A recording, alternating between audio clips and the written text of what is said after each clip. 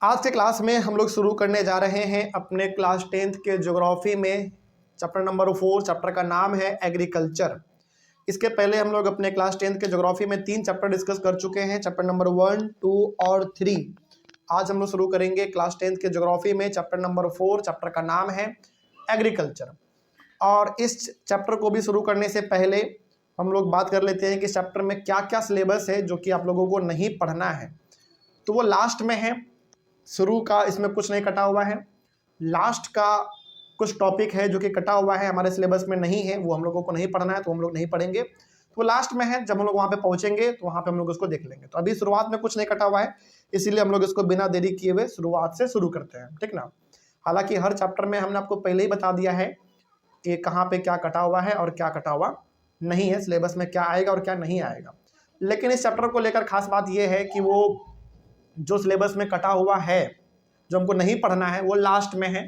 तो जब हम लोग वहाँ पे आएंगे तो वहाँ पे हम लोग डिस्कस कर लेंगे। शुरुआत में कुछ नहीं कटा हुआ है चैप्टर के, तो जो है शुरुआत का सेम टू सेम हमको पढ़ते चले जाना है। जब लास्ट में हम लोग पहुँचेंगे जहाँ पे सिलेबस कटा हुआ है, जो हमको नहीं पढ़ना है, वहाँ पर हम आपको बता देंगे, तो वहीं से फिर हमारा चैप्टर भी खत्म हो जाएगा, ठीक है। तो आइए शुरू करते हैं अपने क्लास 10th के चैप्टर नंबर 4 को। चैप्टर का नाम है एग्रीकल्चर, यानी कि खेती के बारे में हम लोग बात करेंगे। शुरू करते हैं। सबसे पहला अपना कुछ इंट्रोडक्शन है, बहुत सिंपल चैप्टर है, ध्यान रखना। इस चैप्टर में बेसिकली बात यही होगा कि राइस का खेती कैसे होता है, उसको टेम्परेचर कितना चाहिए, वाटर कितना चाहिए, कहाँ होता है, इन सब में ज़्यादातर हम लोगों को समझने वाला चीज़ कुछ खास नहीं है। बस आपको सुनना है, समझना है और आगे बढ़ जाना है। तो कहने का मतलब है कि चैप्टर ओवरऑल यही हम कहना चाह रहे हैं कि चैप्टर बहुत सिंपल है। अब सिलेबस कटने की वजह से और छोटा भी हो गया है, मतलब बहुत छोटा भी हो गया है, बहुत सिंपल भी है। तो हम लोग इसको फटाफट करते हुए कंप्लीट कर लेंगे। तो आइए शुरू करते हैं। सबसे पहला हमारा इंट्रोडक्शन। क्या है इंट्रोडक्शन में? इंट्रोडक्शन में 3 पॉइंट है, बस देख देते हैं फिर आगे बढ़ेंगे। लिखा हुआ in India 2/3 of its population are engaged in agricultural activities. 2/3 का मतलब सिंपल सा हुआ, सिंपल आप इसको ऐसे समझो। 2/3 का मतलब क्या हुआ? मान लीजिए कि आप ऐसे समझ लो, इसको सिंपल तरीके से आप ऐसे समझ सकते हैं। मान लीजिए 75 लोग हैं इंडिया में, ठीक ना। मान लो इंडिया में 75 लोग हैं। 75 लोग में 50 लोग किस में लगे हुए हैं? एग्रीकल्चर में लगे हुए हैं। इट मीन्स आप ये कह सकते हो कि आधा से ज्यादा आदमी किस में लगा हुआ है? एग्रीकल्चर में लगा हुआ है। कुछ लोग हैं एग्रीकल्चर में जो डायरेक्टली लगे हुए हैं, कुछ लोग हैं जो कि इनडायरेक्टली लगे हुए हैं। तो वही यहाँ पे कहा गया है कि इंडिया में जितने भी लोग रहते हैं उसका 2/3 पॉपुलेशन जो है वो एग्रीकल्चरल एक्टिविटी में इन्वॉल्व है। या तो वो खुद खेती बाड़ी कर रहे हैं, नहीं तो फिर वो खेती बाड़ी किसी से करवा रहे हैं। मतलब डायरेक्टली और इनडायरेक्टली जो लोग हैं, 2/3 यानी कि इंडिया के पॉपुलेशन का आधा से ज्यादा आदमी एग्रीकल्चर पे ही डिपेंड है, ठीक है। आगे, agriculture is a primary activity which produces most of the food that we consume. Agriculture हमारा किस में आता है? देखो, एक्टिविटी 3 प्रकार का होता है। पहला प्राइमरी, फिर सेकेंडरी और फिर टर्शियरी। तो एग्रीकल्चर हमारा किस में आता है? प्राइमरी एक्टिविटी में आता है, मतलब ये सबसे पहला काम है। और एग्रीकल्चर चूंकि प्राइमरी एक्टिविटी है तो ज्यादातर चीज जो हम लोग खाते हैं वो एग्रीकल्चर से ही आता है, ठीक ना। Agriculture also produces raw material for various industries. मतलब बहुत सारे इंडस्ट्री जो आज चल रहा है वो एग्रीकल्चर के बदौलत ही चल पा रहा है। यानी कि एग्रीकल्चर का ही सामान वहाँ पे इस्तेमाल करके वो लोग सामान को बनाते हैं। फॉर एग्जांपल बिस्किट बनाने वाली कंपनी, फॉर एग्जांपल हॉर्लिक्स बनाने वाली कंपनी, ये सब क्या इस्तेमाल कर रहे हैं? एग्रीकल्चर के प्रोडक्ट को इस्तेमाल करके बनाते हैं सामानों को। तो ओवरऑल कहने का मतलब हुआ कि इंडिया में एग्रीकल्चर का जो क्रेज है वो बहुत ज़्यादा है, तभी तो यहाँ पे आधा से ज़्यादा पॉपुलेशन किस में लगे हुए हैं? खेती बाड़ी में लगे हुए हैं। और इंडिया में बहुत सारे ऐसे इंडस्ट्री, फैक्ट्री वगैरह है जो कि एग्रीकल्चर पे ही डिपेंड है। तो ओवरऑल कहा जा सकता है कि एग्रीकल्चर इंडिया का एक बहुत बड़ा एक्टिविटी है और यहाँ पे कई सारे लोगों को जॉब भी मिलता है, ठीक ना। तो ये हो गया हमारा एक इंट्रोडक्शन। आइए हम लोग अपने चैप्टर के सबसे फर्स्ट टॉपिक पे आते हैं। टॉपिक का नाम है टाइप्स ऑफ फार्मिंग। तो इंडिया में बेसिकली 2 ही प्रकार का फार्मिंग होता है। Farming can be classified into 2 main types. 2 प्रकार के इंडिया में खास करके फार्मिंग देखे गए हैं। पहला हमारा है subsistence farming and commercial farming. तो पहला जो फार्मिंग का टाइप है इंडिया में वो है सबसिस्टेंस फार्मिंग और दूसरा है कॉमर्शियल फार्मिंग। अब दोनों को हम लोग एक एक करके डिस्कस करेंगे। सबसे पहला हमारा सबसिस्टेंस फार्मिंग। देखो क्या लिखा हुआ है सबसिस्टेंस में, it is the farming in which the farmers grow crops and rear animals just enough to feed their family. अच्छा एक बात बताइए, हमको ये चीज शुरुआत में पूछना चाहिए था लेकिन हम भूल गए थे, लेकिन अब पूछते हैं। एग्रीकल्चर वर्ड या फिर फार्मिंग वर्ड जब भी आप सुनते हैं तो आपके मन में पहला ख्याल क्या आता है ये बताइए। मतलब जब भी आप एग्रीकल्चर वर्ड या फिर फार्मिंग वर्ड सुनते हैं तो आपके मन में पहला ख्याल क्या आता है? खेती बाड़ी करना आता होगा, ये बिल्कुल सही बात भी है, लेकिन एग्रीकल्चर या फिर फार्मिंग का मतलब केवल खेती वगैरह नहीं आता है, जानवरों का पालन पोषण भी आता है उसमें, ध्यान रखना। लेकिन हम लोग इस चैप्टर में ज्यादातर क्या बात करेंगे? खेती बाड़ी के बारे में बात करेंगे। ध्यान रखना है, हम फिर से बता रहे हैं क्योंकि इंपॉर्टेंट है।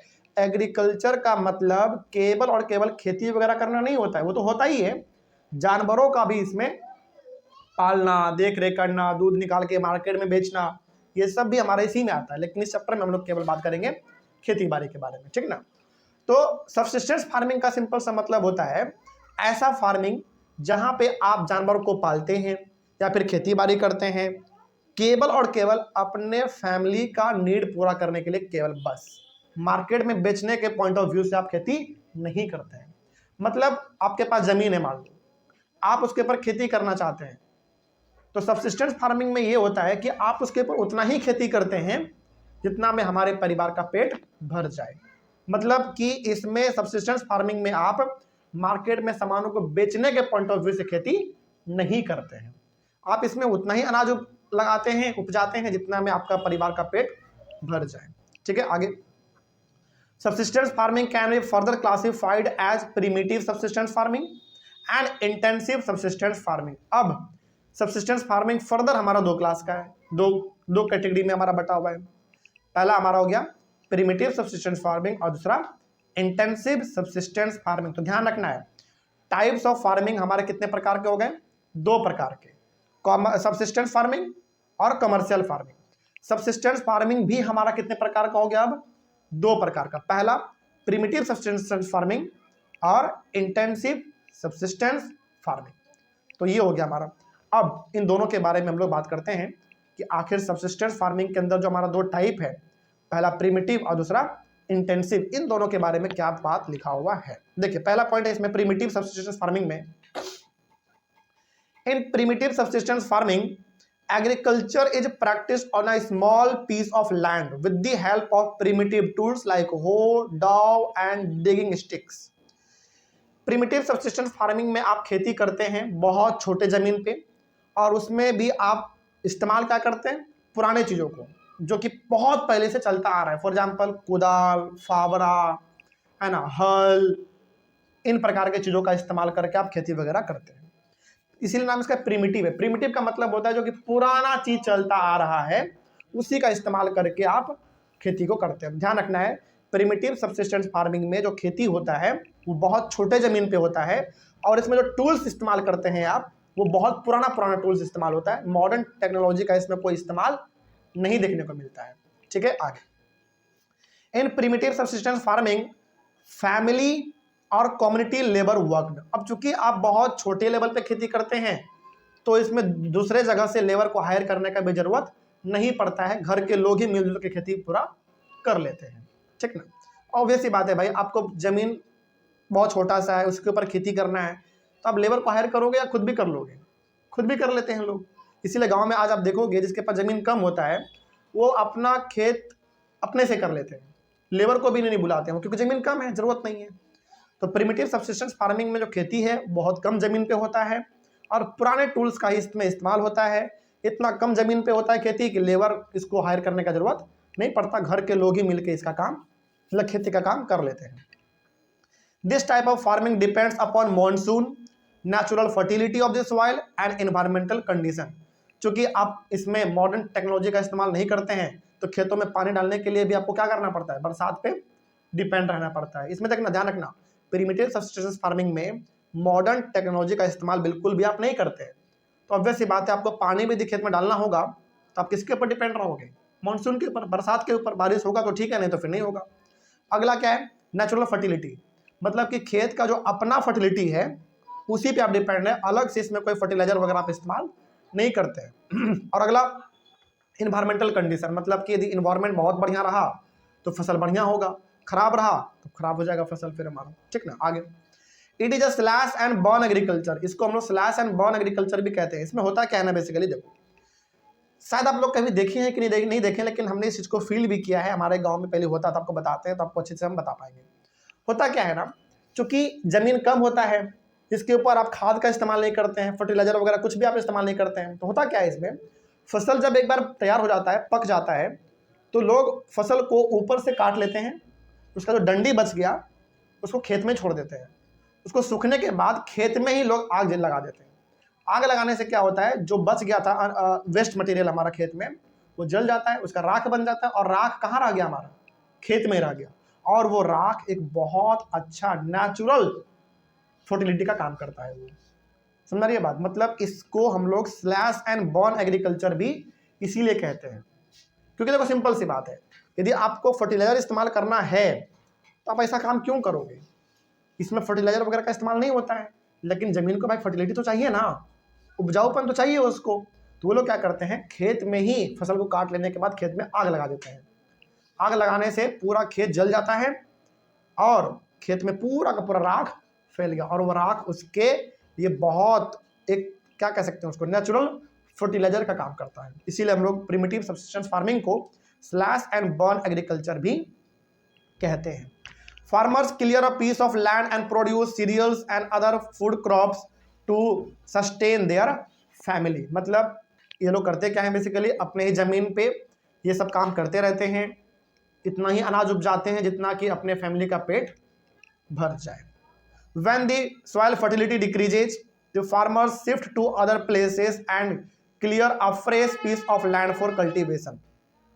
दिखता है, मतलब जब वो लोग देखते हैं कि जमीन का जो फर्टिलिटी है वो धीरे धीरे क्या हो चुका है, खत्म हो चुका है, तो वो उस जगह को छोड़ देते हैं कुछ साल के लिए, कुछ साल मतलब 1-2 साल के लिए छोड़ देते हैं, और दूसरे जगह पे जाके जमीन को साफ करते हैं, फिर उसके ऊपर वहां पे वो लोग खेती करते हैं। अच्छा, लेकिन मेरा सवाल आपसे ये है, क्या आज के टाइम पे प्रिमिटिव सब्सिस्टेंस फार्मिंग करना पॉसिबल है, मतलब आप एक जगह को छोड़ के दूसरे जगह पे जाके खेती करते हैं, ऐसा पॉसिबल है आज?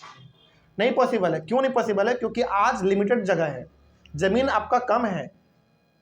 ये पहले चलता था, आज से 300-400 साल पहले के यदि हम लोग बारे में पहले उसके पहले बारे में बात करें तो पहले चलता था कि बहुत जमीन है, इस जमीन का फर्टिलिटी खत्म हो गया, दूसरे जगह चले जाओ, वहां पे आप जमीन पे खेती कर लो। लेकिन आज ये पॉसिबल नहीं है, क्योंकि भाई दूसरे की खेती पे आप कैसे जाके कर सकते हैं सब चीज, है ना। तो ये चीज है, तो इसमें होता यही है कि खेत खाद वगैरह का इस्तेमाल आप करते नहीं है, तो सॉइल का फर्टिलिटी जब खत्म हो जाता है तो लोग जगह को छोड़ देते हैं, जला के 2-3 साल के लिए, फिर दूसरी जगह पे जाके खेती करते हैं, ठीक ना। आगे, in this type of farming productivity is low because the farmer does not use fertilisers और अदर मॉडर्न इनपुट्स। तो बताइए जरा, आप खुद सोचो, इस प्रकार के फार्मिंग में प्रोडक्शन कम होता होगा या ज़्यादा होता होगा? बहुत कम होता है। क्यों कम होता है? क्योंकि ज़मीन आपके पास पहला बात कम है, दूसरा बात किसी भी प्रकार का मॉडर्न टेक्नोलॉजी का सहारा नहीं ले रहे हैं, यहाँ तक कि पानी भी आपको खेत को चाहिए तो मानसून पर डिपेंड है आप, खाद भी आपको चाहिए तो फसल जला दे रहे हैं आप, मतलब फसल नहीं, जो अनवांटेड चीज़ बचा खेत में उसको जला दे रहे हैं। तो इस प्रकार के फार्मिंग में जो प्रोडक्शन है वो बहुत कम होता है, बहुत कम होता है। लेकिन हाँ, जितना भी होता है वो बिल्कुल प्योर होता है, ध्यान रखना, क्योंकि कोई खाद वगैरह का इस्तेमाल इसमें नहीं होता है। आगे, it is known by different names in different parts of the country. India में प्रिमिटिव सब्सिस्टेंस फार्मिंग को अलग अलग नामों से अलग अलग जगहों पे पुकारा जाता है। जैसे for example, it is known as झूमिंग इन असम, मेघालय, मिजोरम एंड नागालैंड। मतलब असम में, मेघालय में, मिजोरम में और नागालैंड में इस फार्मिंग को झूमिंग के नाम से जाना जाता है। पमलऊ इन मणिपुर, मणिपुर में पमलऊ के नाम से जानते हैं इसको। Dipa in Chhattisgarh and Andaman and Nicobar island. Dipa के नाम से जाना जाता है कहां पे? छत्तीसगढ़ में और अंडमान एंड निकोबार आइलैंड में। कहने का मतलब है कि प्रिमिटिव सब्सिस्टेंस फार्मिंग को अलग अलग जगह पे इंडिया में अलग अलग नामों से पुकारा जाता है, ठीक है।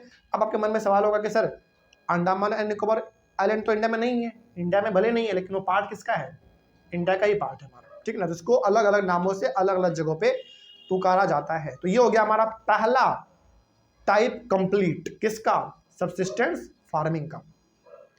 सबसिस्टेंस फार्मिंग का जो सेकेंड टाइप है हमारा वो है इंटेंसिव सबसिस्टेंस फार्मिंग। इसमें क्या है देखो,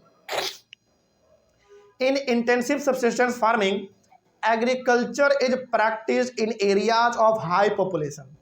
इस प्रकार के फार्मिंग को किया जाता है वहां पे जहां पे पॉपुलेशन थोड़ा ज्यादा होता है, ठीक है।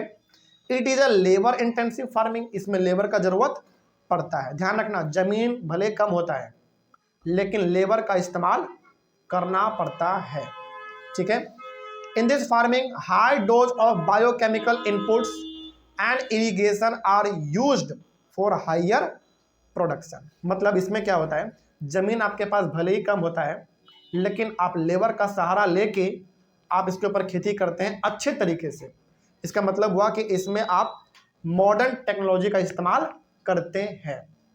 कम ही जमीन पे आप ज़्यादा प्रोडक्शन करने के लिए इन केमिकल फर्टिलाइजर का, पेस्टिसाइड्स का, इन सभी का इस्तेमाल इस पे किया जाता है। कहने का मतलब हुआ प्रिमिटिव सब्सिस्टेंस फार्मिंग में बिल्कुल आप कुछ नहीं इस्तेमाल करते हैं, बिल्कुल प्योर खेती होता है, उसमें नेचुरल होता है। इंटेंसिव सब्सिस्टेंस फार्मिंग में आप पूरी तरीके से मॉडर्न चीज़ों पे डिपेंड रहते हैं। बस ये हो गया हमारा सब्सिस्टेंस फार्मिंग कंप्लीट। नेक्स्ट है हमारा कमर्शियल फार्मिंग। इसमें क्या है देखो, कमर्शियल फार्मिंग नाम से मालूम चल रहा है, कमर्शियल का मतलब हो गया वैसा फार्मिंग जिसको कि आप करते हैं मार्केट में बेचने के पर्पज से और प्रॉफिट कमाने के पर्पज से। और आज इंडिया में ज़्यादातर खेती इसी पर्पज से होता है। समझ रही है बात, क्या लिखा हुआ है इसमें देखो, commercial farming is done for the purpose of sale in market. मतलब मार्केट में आप अपने अनाजों को बेच सको, प्रॉफिट कमा सको, घर परिवार चला सको, इसके लिए इस फार्मिंग को किया जाता है। It is practice in large land and the amount of capital used is also large.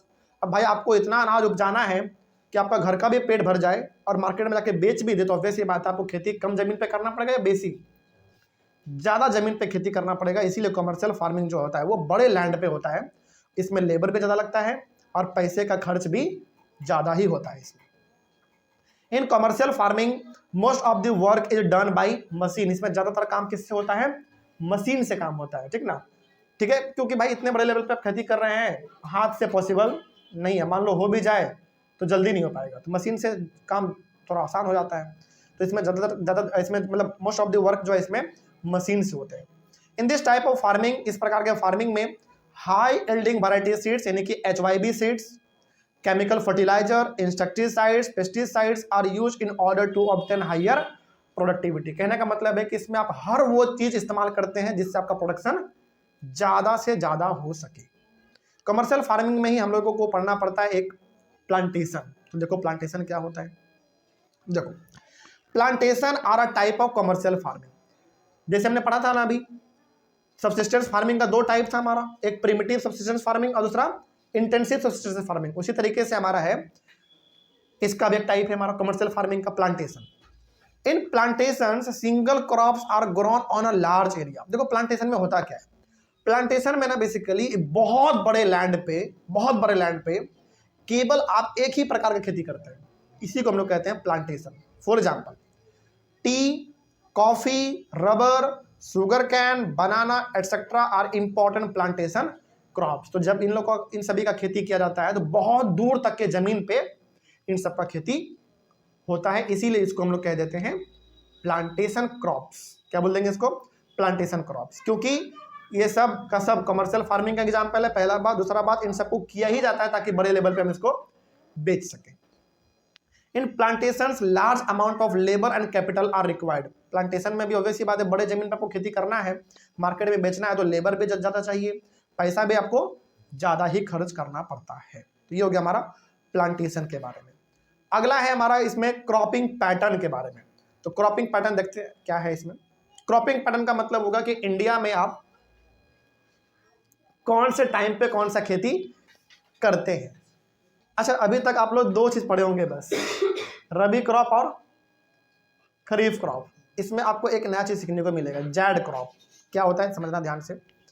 India has 3 cropping season, season बोलो आप, पैटर्न बोलो, बात एक ही है।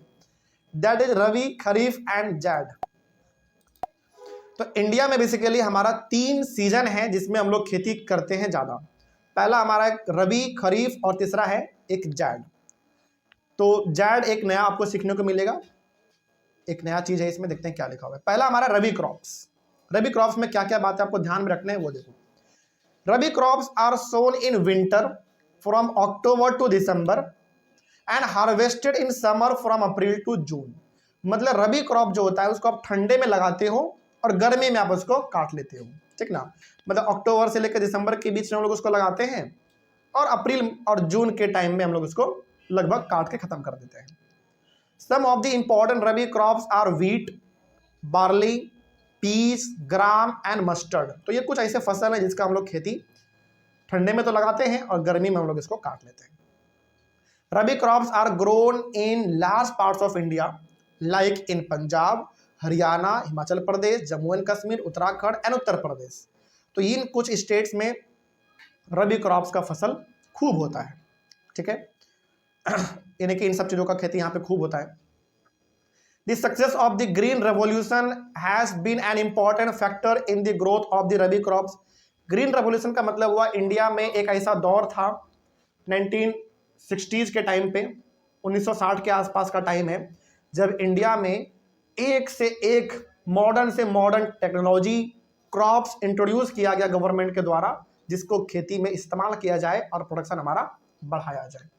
तो जब ग्रीन रेवोल्यूशन इंडिया में आया तो रबी क्रॉप का भी प्रोडक्शन काफ़ी बढ़ गया। HYB सीड इस्तेमाल होने लगे, ट्रैक्टर, जनरेटर, इन सभी का इस्तेमाल होने लगा वहाँ पे, ठीक ना। तो ये हो गया हमारा रबी क्रॉप के बारे में। तो रबी क्रॉप के बारे में 2-3 बात आपको बस ध्यान रखना है। अक्टूबर से दिसंबर के बीच में इसको लगाते हैं, अप्रैल से जून के टाइम में हम लोग इसको काट लेते हैं। और इसका जो इंपॉर्टेंट क्रॉप है वो व्हीट, बार्ली, पीस, ग्राम ये सब होता है। हरियाणा, पंजाब, हिमाचल प्रदेश, जम्मू कश्मीर, उत्तराखंड और उत्तर प्रदेश में ये सब चीज़ होता है हमारा, ठीक है। अगला है खरीफ क्रॉप। खरीफ क्रॉप क्या देखो, खरीफ क्रॉप्स आर सोन इन जून जुलाई। मतलब जून और जुलाई के टाइम पे हम लोग इसको लगाते हैं। जून जुलाई का मतलब होगा बिगिनिंग ऑफ मॉनसून। इस समय से लगभग मॉनसून हमारा स्टार्ट हो जाता है, पूरा नहीं होता लेकिन स्टार्ट लगभग हो जाता है। एंड हार्वेस्टेड इन सितंबर अक्टूबर। देख रहे हो, कहने का मतलब यहाँ पे क्या है, अक्टूबर दिसंबर के बीच में हम रबी क्रॉप को लगाते हैं, अप्रैल जून के टाइम पे आप उसको काट लेते हैं। जैसे ही रबी क्रॉप हमारा खत्म हुआ, स्टार्ट क्या हो गया, खरीफ क्रॉप। खरीफ क्रॉप आप कब लगा रहे हैं, जून और जुलाई के बीच में लगा रहे हैं। मतलब रबी क्रॉप जैसे आपने खत्म किया वैसे हमारा खरीफ क्रॉप स्टार्ट हो गया। और इसको हम लोग काटते कब है, सितंबर अक्टूबर। इसका मतलब हुआ कि जब आपका खरीफ क्रॉप खत्म हुआ फिर आपने क्या लगा दिया, रबी क्रॉप लगा दिया। इस तरीके से हमारा ये चलता ही रहता है। अगला, तो ये इसको हम लोग लगाते हैं जून जुलाई के बीच में और इसको हम लोग काट लेते हैं सितंबर अक्टूबर के बीच में हम लोग इसको खत्म कर देते हैं। Some of the important kharif crops are paddy, rice, maize, jowar, bajra, arhar, moong, urad, cotton, jute, groundnut and soybean. तो ये बहुत ज़्यादा यहाँ पे हो गया फसल जिसका हम लोग खरीफ क्रॉप के तरह ट्रीट करते हैं। मतलब इन सभी को जून जुलाई के टाइम पे लगाते हैं और सितंबर अक्टूबर के बीच में हम लोग इसको काट के खत्म कर लेते हैं। Kharif crops are grown in large parts of India like in Assam, West Bengal, Orissa, Andhra Pradesh, Tamil Nadu, Kerala, Maharashtra, Uttar Pradesh and Bihar. इन सारे स्टेट्स में खरीफ क्रॉप का खेती थोड़ा ज़्यादा होता है। In Assam, West Bengal and Orissa 3 crops of paddy are grown in a year. These are ओस, आमन एंड बोरो। ये बात ध्यान रखना है, ये हमको याद आ गया, ये सवाल पूछा गया है बोर्ड में। इन असम, वेस्ट बंगाल एंड उड़ीसा, इन 3 जगह पे पैडी का 3 रूप पाया जाता है, ध्यान रखना। 3 क्रॉप्स ऑफ पैडी मतलब पैडी का 3 अलग अलग टाइप है, मान लो आप। पहला है ओस, अमन और बोरो। ये पैडी का 3 अलग अलग टाइप है जिसको असम, वेस्ट बंगाल और उड़ीसा में प्लांट इसका खेती वगैरह होता है। अगला हमारा है एक लास्ट इन दोनों के अलावा, वो है हमारा जैड क्रॉप्स। जैड क्रॉप क्या है देखो, in between the rabi and kharif season, rabi और खरीफ सीजन के बीच में there is a short season during the summer month are known as the zaid season. मतलब गर्मी के टाइम पे, वही मई जून के लगभग आप बीच में मान लो, गर्मी के टाइम पे छोटा सा गैप हम लोग को मिलता है 1.5 से 2 महीने का लगभग। उस सीजन को हम लोग कहते हैं जाड़ सीजन, नहीं तो फिर जाड़ क्रॉप कह दो उस बीच में जो लगाएंगे हम लोग। मतलब सिंपल हो गया कि रबी क्रॉप और खरीफ क्रॉप के बीच में 1.5-2 महीने का टाइम हम लोग को बचता है, जो कि गर्मी का बहुत टाइम होता है उसमें पे गर्मी बहुत होता है। उस बीच में जो हम लोग फसल लगाते हैं उसको हम लोग कहते हैं जाड़ क्रॉप। एग्जाम्पल देंगे ना आपको समझ में आएगा। बताओ गर्मी के टाइम पे सबसे ज्यादा आप क्या खाते हो मार्केट में? बिल्कुल एक नया चीज जो कि फिर कभी नहीं मिलता है, तरबूज और खीरा, ये सब चीज। वाटरमेलन तो वही हो गया हमारा। अगला, तो some of the important zaid crops are watermelon, musk melon, cucumber, vegetables and fodder crops. मतलब फॉडर क्रॉप, वेजिटेबल छोड़ो, ये सब तो हमेशा मिलता रहता है। कुछ चीज़ों को पकड़ो बस, जैसे वाटरमेलन, मस्क मेलन और ककम्बर। ये 3 चीज गर्मी के टाइम पे खूब मिलता है हम लोगों के मार्केट में, और यही हमारा हो गया जाड़ क्रॉप, जो कि रबी और खरीफ क्रॉप के बीच में 1.5-2 महीने का टाइम होता है, उसी के बीच में ये चीज ज्यादा आपको देखने को मिलता है। तो ये हो गया हमारा रबी क्रॉप, खरीफ क्रॉप और जाड़ क्रॉप के बारे में कंप्लीट इंफॉर्मेशन। समझ में आया सबको? अगला है हमारा मेजर क्रॉप्स, इसको हम लोग अपने अगले क्लास में डिस्कस करते हैं। तब तक के लिए thank you very much. Next हम लोगों को शुरुआत करना है अपना इस चैप्टर को मेजर क्रॉप्स वाले टॉपिक से। हम लोगों ने पिछले क्लास में एग्रीकल्चर चैप्टर जो है वो स्टार्ट करा था, और हमने ये भी कहा था कि चैप्टर के अंदर भी कुछ टॉपिक है जो कि डिलीटेड है, वो लास्ट में है, तो हम लोग वहाँ पे जब आएंगे तो वहाँ पे हम लोग बात कर लेंगे। अभी शुरू में कुछ नहीं कटा हुआ है, सिलेबस हमारा जो है बस हम लोग को बस पढ़ते चले जाना है। तो पहला हमारा है टॉपिक आज का मेजर क्रॉप्स। तो आइए शुरू करते हैं मेजर क्रॉप्स। मेजर क्रॉप्स में बेसिकली हम लोग बात करेंगे अलग अलग प्रकार के क्रॉप्स को, जो कि हम लोग डेली अपने लाइफ में इस्तेमाल करते हैं, खाते हैं, पीते हैं, इस प्रकार की चीज़ों के बारे में हम लोग बात करेंगे। तो इसमें पहला पॉइंट है कि a variety of food and non food crops are grown in different parts of the country depending upon the variations of soil, climate and cultivation practices. देखो हमारा इंडिया, हम लोगों ने पहले भी बात किया है कि इंडिया एक बहुत बड़ा कंट्री है। यहाँ पे हर जगह पे माहौल एक जैसा बिल्कुल भी नहीं है। कहीं पे क्लाइमेट अच्छा है तो कहीं पे ख़राब है, कहीं पे मिट्टी का फर्टिलिटी अच्छा है तो कहीं पे और भी ख़राब है। तो इस बेसिस पे इंडिया में लगभग हर जगह पे अलग अलग प्रकार का फसल वगैरह उगाया जाता है, फूड क्रॉप भी और नॉन फूड क्रॉप भी। फूड क्रॉप का मतलब वो ऐसा फसल जो कि हम लोग खाते हैं, और नॉन फूड क्रॉप का मतलब हो गया वैसा फसल जो हम लोग खाते नहीं है लेकिन उसका इस्तेमाल करते हैं, ठीक ना। तो इंडिया बहुत बहुत बड़ा कंट्री है, क्लाइमेट यहाँ का अलग है, मिट्टी का टाइप हर जगह पे अपना अलग अलग है। इस हिसाब से हम लोग दोनों प्रकार का फसल उगाते हैं, खाने वाला भी और नहीं खाने वाला भी। तो फूड क्रॉप का मतलब हो गया जो खाते हैं, नॉन फूड क्रॉप का मतलब हो गया जो कि खाते तो नहीं है लेकिन हमारे लिए वो भी इंपॉर्टेंट है, तो उसको भी हम लोग आगे देख लेंगे। नॉन फूड क्रॉप में बेसिकली हमारा आता है कॉटन, जूट, ये सब आ जाता है, तो हम लोग उसको बाद में देख लेंगे आगे। Some of the major crops grown in India are, तो इंडिया में बहुत प्रकार के क्रॉप्स उगाए जाते हैं, लेकिन कुछ मेजर क्रॉप्स जो कि बहुत मेजर है, बहुत इंपॉर्टेंट है। पहला है राइस, वीट, मिलेट्स, मेज, pulses, sugar cane, oil seeds, T, coffee, rubber, cotton and jute. तो ये सब मेजर क्रॉप है जो कि उगाया जाता है, और इन सब के बारे में अब हम लोग एक एक करके डिस्कस करेंगे। ध्यान रखना है यहाँ पे जो हमने मेजर क्रॉप सबको बताए हैं, इसमें कुछ मेजर क्रॉप फूड वाले हैं और कुछ नॉन फूड वाले हैं, मतलब कुछ खाने लायक हैं और कुछ खाने लायक नहीं है। जैसे रबर, कॉटन, जूट, ये सब हमारा नॉन फूड क्रॉप में आता है, जिसको हम लोग आगे भी देख लेंगे। तो आइए शुरू करते हैं अपना सबसे पहला फूड क्रॉप्स। फूड क्रॉप्स में हम लोग सबसे पहले बात करेंगे राइस के बारे में, और ध्यान रखना है यहाँ से जो हम लोग पढ़ने जा रहे हैं बहुत थ्योरी वाला पार्ट है, मतलब इसमें आपको बस पढ़ना है, सुनना है, समझना है और आगे बढ़ जाना है। और इन प्रकार के चीज़ों में रिवीजन आपको बस थोड़ा करना पड़ेगा बार बार। क्यों करना पड़ेगा?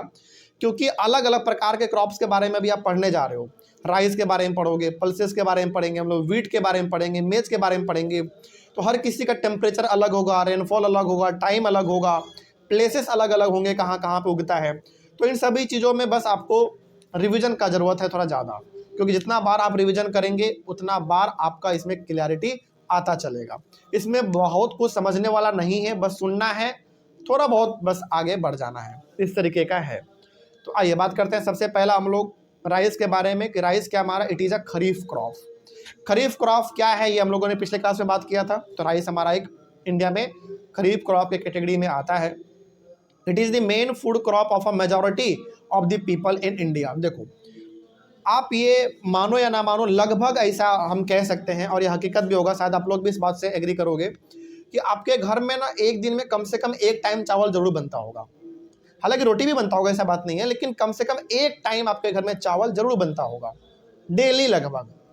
तो चावल जो है ना, एक मतलब इंडिया में खाया जाने वाला सबसे ज़्यादा यदि कोई अनाज है तो वो राइस है। लोग गेहूं का रोटी भी खाते हैं, लेकिन वो सेकंड नंबर पे है। फर्स्ट नंबर पे क्या है? राइस, चावल, है ना। वही लिखा हुआ है कि it is the main food crop, the main food crop है ये of a majority of people in India. ज़्यादातर के लोगों के लिए मेन फूड क्रॉप है, मतलब वो कुछ खाए ना खाए, दिन में एक बार चावल जरूर खाते हैं लोग। Our country is the second largest producer of rice in the world after China. China दुनिया में सबसे ज़्यादा चावल का खेती करता है, इंडिया हमारा सेकंड नंबर पे आता है। ध्यान रखना, तो ये बहुत बड़ी हमारे लिए मतलब बहुत बड़ा बात है कि इंडिया भले सेकंड नंबर पे हो, लेकिन कम से कम हम लोग हैं तो उस पोजीशन पे कि हम लोग चावल बहुत ज़्यादा उगा रहे हैं। तो इंडिया वर्ल्ड में सेकंड नंबर पे है राइस के प्रोडक्शन में, और चाइना फर्स्ट नंबर पे है। ठीक है, आगे। इट रिक्वायर्स हाई टेम्परेचर, इसको टेम्परेचर थोड़ा ज़्यादा चाहिए उगने के लिए, लगभग 25 डिग्री से ज़्यादा चाहिए, ठीक ना। And high humidity with annual rainfall above 100 centimetre, और इसको ह्यूमिडिटी यानी कि पानी भी खूब चाहिए। पानी कितना चाहिए? 100 सेंटीमीटर। अब आपके मन में सवाल होगा कि सर ये 100 सेंटीमीटर किस तरीके से आप बोल रहे हैं, बताइए। 100 सेंटीमीटर का मतलब होता है, ऐसा वर्ड कई बार आपको मिलेगा, 100 सेंटीमीटर, 75 सेंटीमीटर। इसका मतलब क्या है?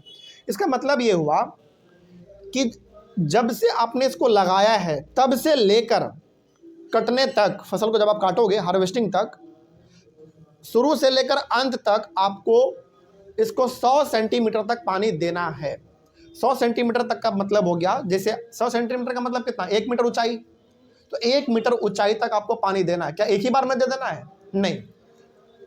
पहली बार में हम मान लो 20 सेंटीमीटर तक दिए, फिर दूसरी बार खेतों में पानी डाला हमने 25 सेंटीमीटर दिया, फिर 20 दे दिया, फिर 25 दे दिया। इस तरीके से करके आपको 100 सेंटीमीटर पानी पूरा देना है, पूरे इसके लगाने से लेकर फसल को काटने तक में।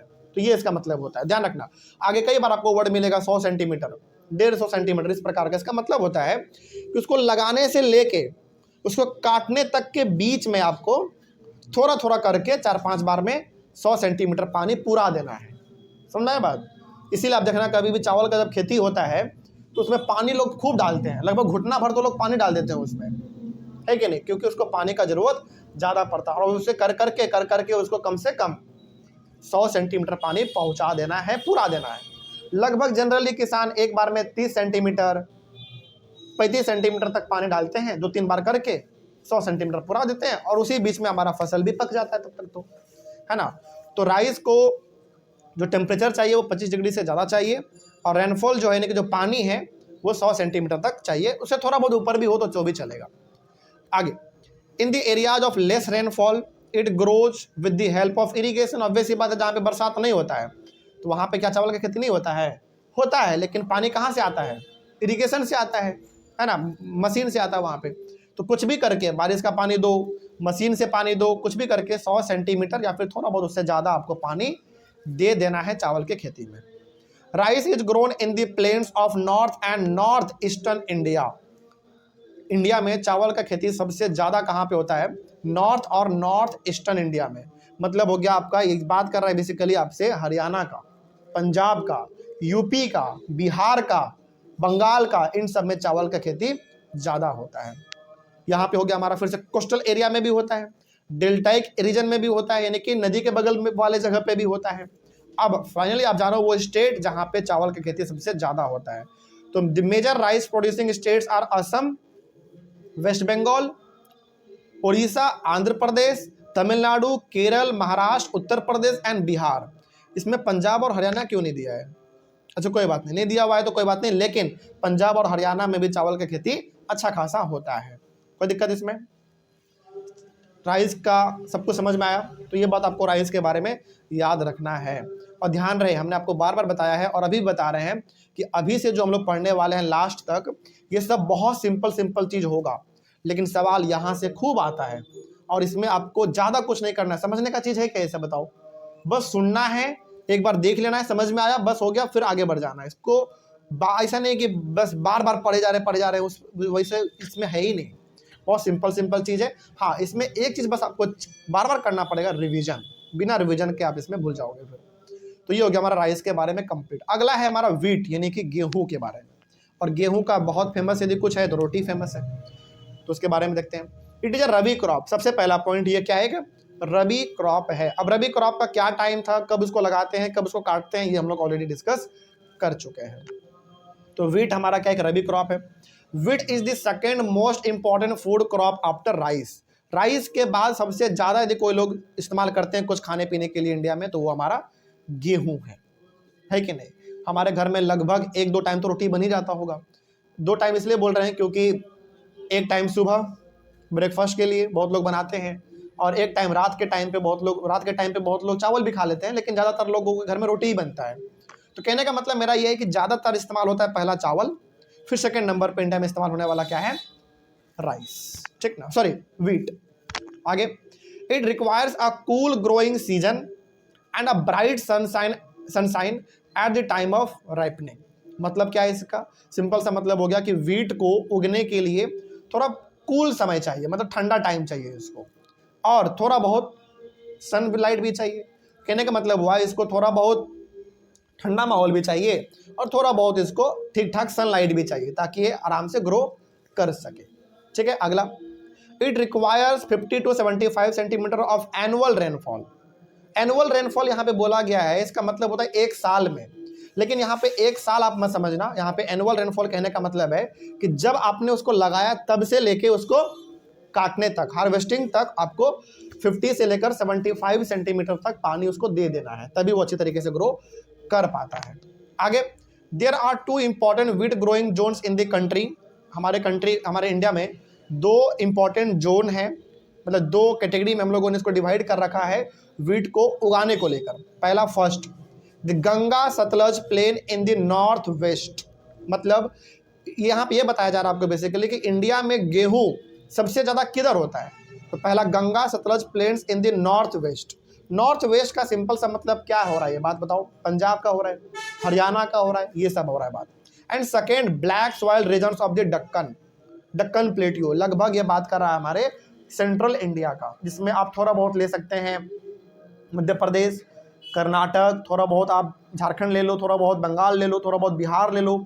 यहाँ पे भी हमारा अच्छा खासा गेहूं का खेती होता है। तो ये पूछा जाएगा आपसे कि व्हीट को हमारे इंडिया में किन 2 जोन्स में बांटा गया है। तो पहला, गंगा सतलज प्लेन, जो कि किधर है, नॉर्थ वेस्ट में है, मतलब उधर भी हमारा अच्छा खासा गेहूं का खेती होता है। और second, black soil region of the Deccan. ठीक है, तो यह बात का आपको ध्यान रखना है। स्टेट का बात करें तो the major wheat producing states are Punjab, Haryana, जो जैसा हमने बताया आपको अभी, पंजाब, हरियाणा, उत्तर प्रदेश, बिहार, राजस्थान एंड मध्य प्रदेश। देखो ध्यान रखना है, यहाँ पे वही स्टेट लिखा हुआ है जिसमें सबसे ज्यादा गेहूं होता है, ध्यान रखिएगा इस बात को। लेकिन गेहूं बंगाल में भी उगाया जाता है, झारखंड में भी उगाया जाता है, मध्य प्रदेश में भी उगाए जाते हैं, लेकिन वहां पे क्या है, उसका मात्रा कम है। यहाँ पे जो बात हो रहा है उसमें थोड़ा ज्यादा का बात हो रहा है।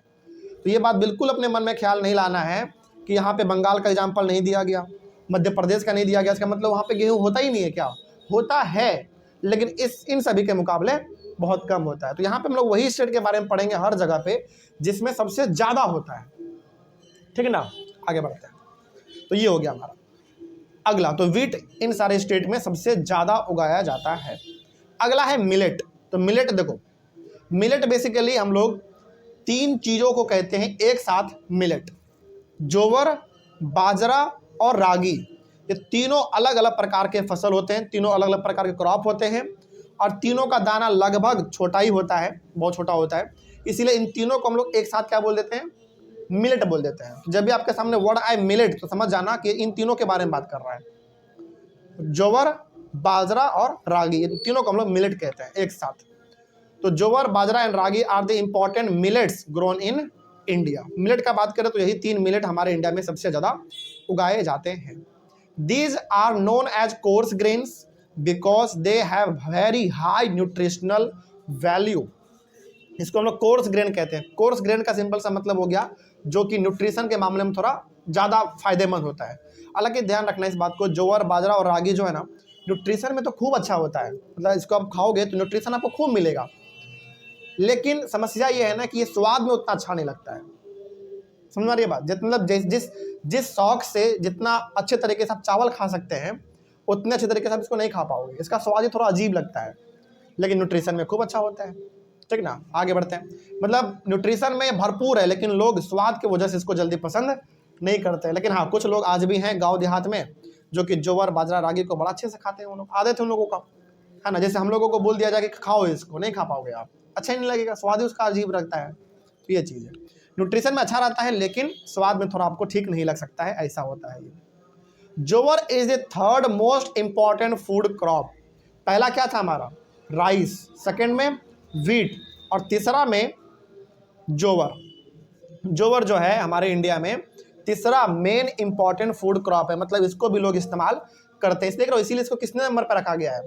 थर्ड पे रखा गया, क्योंकि पहला दूसरा तो हमारा राइस और व्हीट है, इसको लोग इस्तेमाल करते हैं लेकिन बहुत कम इस्तेमाल करते हैं। इसको थर्ड अपने प्रायोरिटी में रखते हैं। Jowar is grown in the moist areas. Moist area का मतलब हो गया जहाँ पे थोड़ा बहुत पानी वगैरह ज़्यादा रहे, नमी रहे, वहाँ पे वाटर वेपर वगैरह रहे ज़्यादा, वहीं पे हमारा ज्वार ज़्यादा अच्छे तरीके से उग पाता है।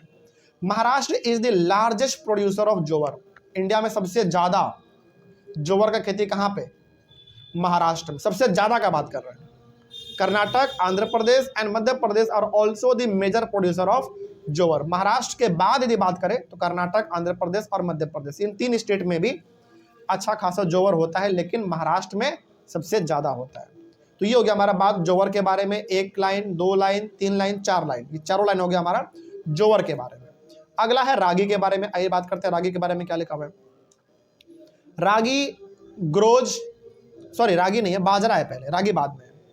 बाजरा grows very well on sandy and black soil. Bajra का बात करें तो ये सैंडी सॉइल, सैंडी सॉइल का मतलब हो गया वैसा मिट्टी जिसको कि आप टच करोगे तो लगेगा कि हम सैंड छू रहे हैं, बालू छू रहे हैं, मतलब मिट्टी का उसमें आपको फील नहीं आएगा। तो सैंडी सॉइल और ब्लैक सॉइल में बाजरा ठीक ठाक हो जाता है। हाँ बिल्कुल, मतलब यदि आप मिट्टी में बालू को मिला दो तो वो आपका सैंडी सॉइल ही कहलाता है, लेकिन क्या उसमें हर प्रकार का फसल कर पाओगे आप? नहीं कर पाएंगे। इसीलिए आप कभी आप गौर करना, ज़्यादातर जो नदी के बगल का मिट्टी होता है ना, वो सैंडी सॉइल ही होता है। क्यों? क्योंकि नदी में ऑलरेडी क्या है? सैंड है, बालू है, और बगल में क्या रखा हुआ है? नदी है तो मिट्टी रहना ही है, ऑब्वियस सी बात है। तो इसमें मिट्टी और बालू दोनों मिक्स रहता है, इसीलिए हम लोग उसको सैंडी सॉइल कह देते हैं।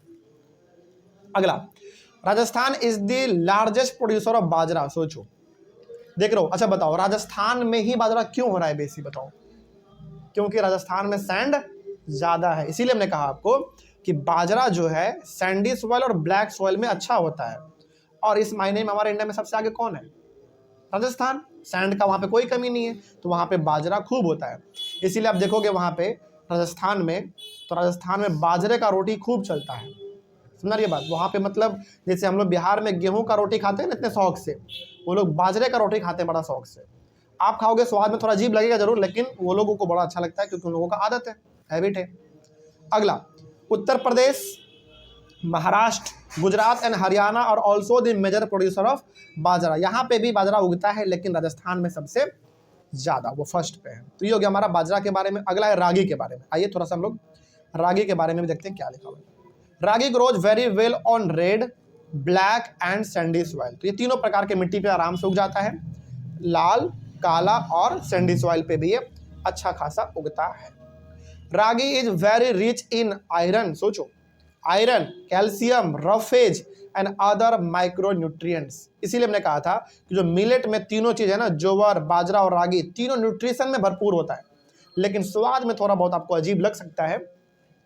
लेकिन देख रहे हो रागी में कितना कुछ पाया जा रहा है, कैल्शियम, रफेज, ये प्रकार के आयरन, इन सभी प्रकार के चीज़ों को उसमें देखा गया है। Karnataka is the largest producer of ragi. Ragi वहाँ पे खूब होता है। क्यों होता है रागी वहाँ पे? क्योंकि वहाँ पे ब्लैक सॉइल खूब है, रेड सॉइल खूब है। क्यों कर्नाटका में ऐसा है? क्योंकि कर्नाटका में प्लेट्यू कई ज़्यादा है, मतलब प्लेट्यू खूब है, और प्लेट्यू है इसका मतलब एक ऑब्वियस सी बात, वहाँ पे ब्लैक सॉइल आपको मिलना ही है, रेड सॉइल मिलना ही है। तो कर्नाटका में खूब होता है। कर्नाटका के बाद कहाँ पे होता है? कर्नाटका के बाद में Tamil Nadu, Himachal Pradesh, Uttarakhand, Sikkim, Jharkhand and Arunachal Pradesh are also the major producer of ragi. तो यहाँ पे भी रागी होता है। अच्छा, इन तीनों में आपने एक चीज कॉमन देखा क्या? इन तीनों में मतलब जोवर में, बाजरा में और रागी में, इन तीनों में आपको एक चीज़ दिखा, हमारा बिहार कहीं भी नहीं है। देखा आपने एक चीज़? देखो आप पहले जोवर में देखो, जोवर में क्या था? पहला महाराष्ट्र फर्स्ट, सेकंड क्या था? कर्नाटक, आंध्र प्रदेश, मध्य प्रदेश। फिर बाजरा में आए तो राजस्थान पहले नंबर पे, उत्तर प्रदेश, महाराष्ट्र, गुजरात। उसके बाद फिर आगे का बात करें तो फर्स्ट नंबर पे कर्नाटका, फिर उसके बाद बात करें तमिलनाडु, हिमाचल प्रदेश, उत्तराखंड, सिक्किम, झारखंड और अरुणाचल प्रदेश। इसमें बिहार कहीं नहीं है हमारा बिहार, क्योंकि बिहार में मिलेट का खेती खूब कम होता है, मतलब बहुत कम होता है। फिर सवाल है कि क्या होता ही नहीं है? होता है बिहार में, लेकिन बहुत कम होता है। इतना कम होता है कि मार्केट में भी आपको बहुत मुश्किल से दिखेगा जोवर, बाजरा, रागी, ये सब इतना कम है। इसीलिए कभी हम लोग उसका रोटी खा ही नहीं पाए, तो हम लोगों को उसका स्वाद भी नहीं पता है। इसीलिए हमने आपको बताया था कि बिहार में ये चीज़ आपको बहुत कम दिखेगा, क्योंकि बिहार में उगता ही नहीं है, ये चीज़ बहुत कम उगता है। समझा रही बात? इसीलिए हम लोगों को उसका स्वाद भी पता नहीं। इसीलिए हमने कहा था कि आप इसको खाओगे ना पहली बार तो बड़ा अजीब लगेगा, स्वाद ही इसका अजीब लगता है, क्योंकि हम लोग कभी खाए नहीं है, बिहार में होता ही नहीं है।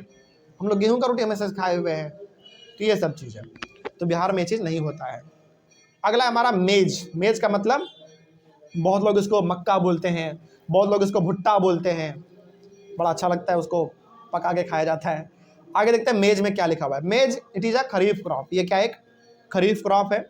Maize is use for both food as well as fodder. Food का मतलब हुआ जो इंसान खा सकता है, और फॉडर का मतलब हुआ जो जानवर खाते हैं।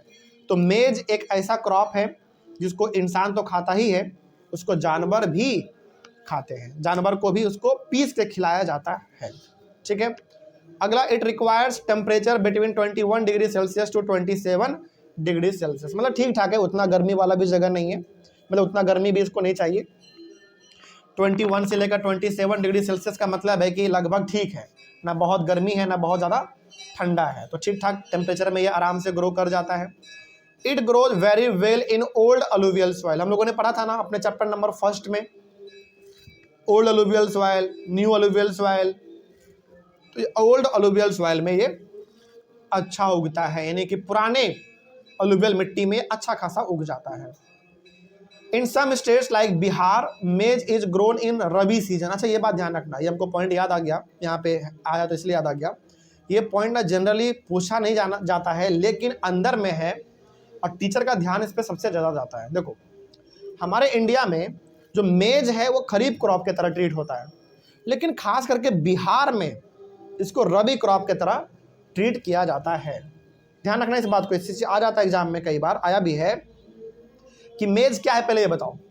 तो ऑल ओवर इंडिया लेवल पे बात करें तो मेज हमारा एक खरीफ क्रॉप है, लेकिन बिहार में ये खरीफ क्रॉप के तरह नहीं लगाते हैं, नहीं काटते हैं, इसको हम लोग रबी क्रॉप के तरह लगाते हैं और काटते हैं। तो अब आप सोच लो फिर रबी क्रॉप का हमारा क्या मंथ था, कब लगाते हैं और क्या कब काटते हैं उसको, उस टाइम पे इसको हम लोग इस्तेमाल करते हैं। तो ध्यान रखिएगा कि मेज एक खरीफ क्रॉप जरूर है, लेकिन बिहार में मेज को हम लोग खरीफ क्रॉप के तरह नहीं बल्कि रबी क्रॉप के तरह इसको हम लोग लगाते हैं और काट लेते हैं। ठीक है। आगे, मेजर मेज प्रोड्यूसिंग स्टेट्स आर, कहाँ पे होता है सबसे ज़्यादा? पहला कर्नाटका, उत्तर प्रदेश, बिहार, आंध्र प्रदेश एंड मध्य प्रदेश। तो ये कुछ ऐसे स्टेट हैं जहाँ पे मेज का खेती थोड़ा ज़्यादा होता है। अगला हमारा पल्सेस। पल्सेस का मतलब वो सिंपल सा दाल के बारे में बात कर रहा है, और इंडिया में दाल एक दो प्रकार का नहीं होता है, कई प्रकार के दाल होते हैं, मूंग, उड़द, मसूर और क्या क्या होता है, बहुत सारा है मतलब। तो वही बात हम लोग इसमें देखेंगे क्या लिखा हुआ है दाल के बारे में, यानी कि पल्सेस के बारे में। India is the largest producer as well as the consumer of pulses in the world. सोचो, मतलब पूरी दुनिया में सबसे ज़्यादा यदि दाल का खेती कहीं पे होता है तो इंडिया में, और सबसे ज़्यादा कोई कंट्री दाल सबसे ज़्यादा इस्तेमाल भी करता है तो इंडिया ही करता है, क्योंकि इंडिया का पॉपुलेशन खुद 140 करोड़ है, 150 करोड़ हम लोग टच करने वाला है। तो उगाया भी यहाँ पे खूब जाता है और इस्तेमाल भी यहाँ पे खूब होता है दाल का। ठीक ना। तो हम लोग प्रोड्यूसर भी हैं दुनिया में सबसे बड़ा, और सबसे बड़ा कंज्यूमर भी है। ठीक ना। आगे, चाइना भी होना चाहिए था ना, चाइना नहीं है क्योंकि चाइना दाल नहीं खाते हैं। चाइना के लोग पता नहीं क्या क्या खा लेता है, कोरोना के टाइम पे तुम लोग देखे ही होगे, पता नहीं कैसे खा लेता है यार ये लोग, कीड़ा मकोड़ा कुछ भी देखे थे कोरोना के टाइम पे। खैर चलो कोई बात नहीं। तो इंडिया जो है, चाइना का भी पॉपुलेशन अच्छा खासा है, मतलब पहले तो हमारे से वही आगे था पहले पॉपुलेशन के मायने में, 4-5 साल से हम लोग उससे आगे हैं पॉपुलेशन के मायने में, लेकिन पहले तो वही था। लेकिन वहाँ पे ऐसा क्रेज नहीं है, भले वो लोग चावल बहुत उगाता हो लेकिन दाल के मायने में वो लोग बहुत पीछे है अभी। आगे देखते हैं, क्योंकि कल्चर नहीं उधर दाल का। हमारे यहाँ पे क्या है, यदि चावल आप खाओगे तो बिना दाल का तो चावल पसंद ही नहीं है हम लोगों को। तो दाल मतलब चावल है तो दाल होना ही चाहिए, है ना, वही चीज़ है। तो इंडिया जो है दुनिया में सबसे ज़्यादा दाल का खेती भी करता है और उसका इस्तेमाल भी करता है। आगे, pulses are the major source of protein in a vegetarian diet. मतलब जो नॉनवेज नहीं खाते हैं, for example fish, egg, mutton, chicken वगैरह जो नहीं खाते हैं, उनके लिए यदि डाइट चाहिए, प्रॉपर यदि प्रोटीन उनको चाहिए तो वो दाल से मिल सकता है। तो वो लोग दाल खा सकते हैं, दाल में प्रोटीन खूब ज़्यादा होता है, ठीक ना। जो नॉन वेजिटेरियन होते हैं वो तो अपना प्रोटीन का रिक्वायरमेंट नॉन वेज खा के कर लेते हैं, नॉन वेजिटेरियन। लेकिन जो वेजिटेरियन है वो लोगों को दाल खाना चाहिए, क्योंकि दाल में प्रोटीन ज़्यादा होता है। Major pulses that are grown in India are arhar, urad, moong, masoor, peas and ग्राम। मतलब अरहर का, उड़द का, मूंग का, मसूर का, पी मतलब मटर हो गया, ग्राम मतलब चना हो गया। इन प्रकार के दालों का खेती इंडिया में खूब होता है। और मेरे हिसाब से आप सभी ने इन सभी दालों का इस्तेमाल कभी ना कभी किया ही होगा। हालांकि आपके घर में कुछ ऐसा एक दाल होगा जो कि ज़्यादा इस्तेमाल होता होगा, लेकिन कभी ना कभी इन सभी का आपने इस्तेमाल घर में हुआ ही होगा। आगे, pulses need less moisture and can survive even in dry condition. दाल के साथ एक बड़ा अच्छा चीज़ क्या पता है, इनको पानी बहुत कम चाहिए। पानी इनको बहुत कम चाहिए, मतलब कम पानी में अच्छा ग्रो कर जाता है। मतलब सूखा जगह में भी आराम से ग्रो कर जाता है। यदि कोई जगह पे मान लो बरसात नहीं हुआ तो भी ये मरता नहीं है, जल्दी अच्छा से ग्रो करता है। Pulses are leguminous crops, so pulses help in restoring soil fertility except arhar, arhar को केवल छोड़ के, by fixing nitrogen from the air. Leguminous crop का मतलब क्या होता है पता है? लेजिमिनस क्रॉप का मतलब होता है वैसा क्रॉप, वैसा फसल जिसके जड़ में मतलब मिट्टी में बैक्टीरिया पाए जाते हों, और वो बैक्टीरिया बहुत अच्छा काम करता है सॉइल के फर्टिलिटी को बरकरार रखने में, और नाइट्रोजन को अच्छे तरीके से प्लांट इस्तेमाल कर सके। कौन हेल्प करता है उसको? बैक्टीरिया इस्तेमाल करता है। तो पल्सेस क्रॉप जो है खास करके, बस अरहर को छोड़ के ध्यान रखना, अरहर दाल को छोड़ के बाकी जितने भी पल्सेस क्रॉप हैं वो सारे के सारे लेज्यूमिनस क्रॉप है। लेज्यूमिनस क्रॉप का मतलब हो गया उसके रूट में, उसके मिट्टी में बैक्टीरिया प्रेजेंट होते हैं जो कि नाइट्रोजन को कन्वर्ट कर देते हैं एक ऐसे फॉर्म में जिसको प्लांट अब इस्तेमाल कर सकता है। ध्यान रखना, प्लांट नाइट्रोजन को डायरेक्टली इस्तेमाल कभी भी नहीं करता है, वो सेकेंड फॉर्म में करता है। जो सेकेंड फॉर्म कन्वर्ट कौन कर देता है उनके लिए? बैक्टीरिया कर देता है, ठीक ना। तो इस तरीके से अपना पल्सेस क्रॉप अपना काम करते हैं, बस अरहर को छोड़ के। Major pulses producing states are Madhya Pradesh, Uttar Pradesh, Rajasthan, Maharashtra and Karnataka. इन सारे स्टेट में दाल का खेती थोड़ा ज़्यादा होता है, ठीक ना। आगे अगला है हमारा शुगर कैन यानी कि गन्ना। तो आइए थोड़ा बात करते हैं गन्ने के बारे में क्या लिखा हुआ है। It grows very well in hot and humid climate. मतलब इसको, इसके ग्रोथ के लिए हॉट क्लाइमेट भी चाहिए, मतलब इसको गर्मी भी खूब चाहिए, टेम्परेचर खूब चाहिए, लगभग खूब का मतलब बहुत ज़्यादा भी नहीं, ठीक ठाक चाहिए इसको। और ह्यूमिड क्लाइमेट भी चाहिए। ह्यूमिड क्लाइमेट का मतलब होगा कि पानी भी इसको ठीक ठाक चाहिए। इसीलिए यहाँ पे देखो बात हुआ है, it requires a temperature of 21 degree Celsius से लेकर 27 डिग्री सेल्सियस। मतलब 21 डिग्री सेल्सियस से लेकर 27 डिग्री सेल्सियस इसको टेम्परेचर चाहिए। और ये टेम्परेचर पता है क्या होता है? ना ही बहुत ज़्यादा होता है ना ही बहुत कम होता है। हमारा जो नॉर्मल रूम का टेम्परेचर होता है वो कितना होता है? 36-37 होता है। ये तो उससे भी कम है, 21 और 27 है। इसका मतलब होगा कि ना ही बहुत ठंडा जगह चाहिए इसको, ना ही बहुत गर्मी वाला चाहिए। 21 से 27 डिग्री सेल्सियस के बीच में इसका काम चल जाता है। It requires an annual rainfall between 75 centimetre to 100 centimetre. 75 से लेकर 100 सेंटीमीटर इसको पानी चाहिए। यहाँ पे लिखा हुआ एनुअल रेनफॉल। रेनफॉल का मतलब बरसात ही केवल मत समझना। पानी यदि नहीं हुआ, बारिश नहीं हुआ तो हम लोग कैसे देते हैं पानी? मोटर के थ्रू देते हैं, पाइपलाइन के थ्रू देते हैं हम लोग पानी। और अगेन यहाँ पे वर्ड वाइज एनुअल रेनफॉल, मतलब एक साल में नहीं। यहाँ पे एनुअल लिखने का मतलब है कि उसके ग्रोइंग से लेकर उसके हार्वेस्टिंग तक उसको आपको पानी 75 से लेकर 100 सेंटीमीटर तक दे देना है। ये चीज़ हुआ इसका मतलब। आगे, it can be grown on a variety of soil. ये अलग अलग प्रकार के मिट्टी पे भी हो जाता है। इसमें ही एक खूबी है कि किसी एक प्रकार की मिट्टी पे ये नहीं होता, बल्कि किसी भी प्रकार की मिट्टी पे आराम से ग्रो कर जाता है। It needs manual labour from sowing to harvesting. हाँ, गन्ना में एक समस्या है। गन्ना में समस्या ये है, पता है, इसमें ना ज़्यादातर काम लेबर करते हैं। क्यों? क्योंकि देखो, इसका कभी आप देखे उसका खेती कैसे होता है? नहीं देखे आप लोग कभी? गन्ने का खेती देखो कभी कैसे होता है? मतलब गन्ना का पेड़ नहीं उगा हुआ नहीं, मतलब खेती होता कैसे वो देखो कभी आप लोग? नहीं देखे? अच्छा, नहीं समझ पाओगे फिर, लेकिन बताते होता कैसे है। गन्ना का ना बेसिकली खेती होता कैसे है, इसका डंटी मतलब समझ लो तरीके से रूट, जड़ को लगाया जाता है, और उसके जड़ से ही उतना लंबा पेड़ आपको गन्ना का दिखता है, 8 फीट का। कभी कभी तो गन्ना का जो पेड़ है वो 10 फीट का भी होता है, 9 फीट का भी होता है, 6 फीट का भी होता है। समझ रही है बात? तो इसका जो खेती होता है ना, वो मशीन से लगभग इम्पॉसिबल है। लेकिन आज के टाइम पे गन्ने के खेती में भी मशीन का इस्तेमाल होने लगा है। होने का तो कुछ भी हो सकता है, साइंस तरक्की कर रहा है, लेकिन ज़्यादातर काम जो है आज भी गन्ने के खेती में मशीन से नहीं बल्कि हाथों से होता है, लगाने से लेकर काटने तक। लेकिन काटने के लिए भी अब मशीन आ चुका है। तो अब ये टाइम आने वाले टाइम में आप देखना कि गन्ने का खेती भी ज़्यादातर मशीन से ही होगा। लेकिन अभी तक फिलहाल जहाँ भी गन्ने का खेती होता है, लेबर का ज़रूरत थोड़ा उसमें ज़्यादा पड़ता है, क्योंकि मशीन से इसमें ज़्यादातर काम नहीं किया जाता है। आगे, इंडिया, हाँ, India is the second largest producer of sugar cane after Brazil. सोचो, ब्राज़ील गन्ने का खेती सबसे ज़्यादा करता है, इंडिया दुनिया में सब सेकेंड नंबर पे है। तो इंडिया में भी गन्ने का खेती होता है, लेकिन सेकेंड नंबर में। सबसे पहला कौन है? हमारा ब्राज़ील है। तो दो चीज़ तो हम लोगों को ऐसे भी याद हो गया, चावल के मायने में हमारा इंडिया सेकेंड पे है, फर्स्ट चाइना है। गन्ने के मायने में भी इंडिया सेकेंड ही है, और ब्राज़ील फर्स्ट पे है। पल्सेस का आपको ऐसे भी याद रखना है, पल्सेस में इंडिया टॉप पे प्रोड्यूसर भी है और कंज्यूमर भी है। तो ये 2-3 बात आपको ध्यान में रखना है। ये इसलिए बता रहे हैं ना, क्योंकि ये सब का सब आपको एमसीक्यू में देखना, डायरेक्टली क्वेश्चन आता है कि शुगर केन के प्रोडक्शन के मामले में इंडिया किस पोजीशन पे है, वो पूछेगा। ब्राज़ील किस पोजीशन पे है, तो ये सब पूछेगा। आगे, sugar cane is the main source of, देखो शुगर कैन से क्या क्या बनता है पहले बताओ।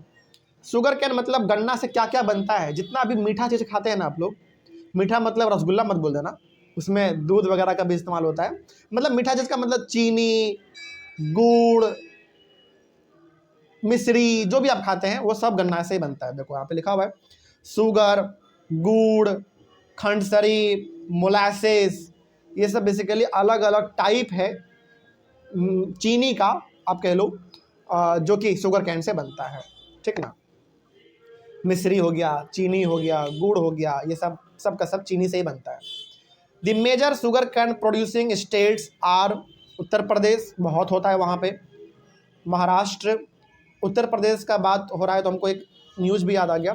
उत्तर प्रदेश में गन्ने का खेती इतना होता है कि उत्तर प्रदेश सरकार ने, मतलब यूपी गवर्नमेंट ने, गन्ने की खेती करने वाले लोगों के लिए अलग से सब्सिडी देते हैं वो लोग।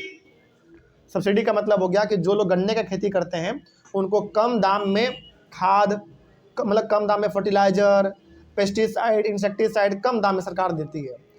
इसका मतलब हुआ कि यूपी गवर्नमेंट शुगर कैन के प्रोडक्शन को क्या कर रही है?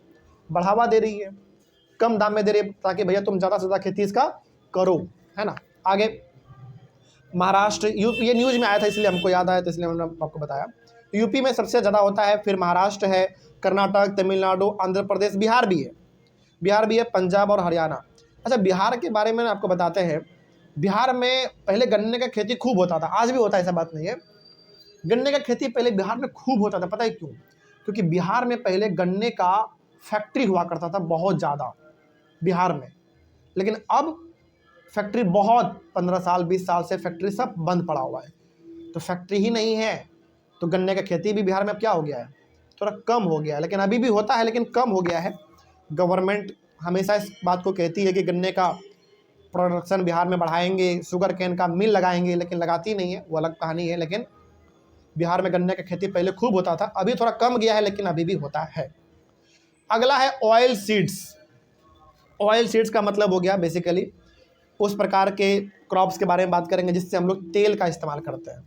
और तेल का मतलब केवल खाने वाला तेल नहीं, खाने वाला भी और बॉडी में लगाने वाला भी। इस प्रकार के तेल के बारे में हम लोग बात करेंगे। तो India is the largest producer of oil seeds in the world.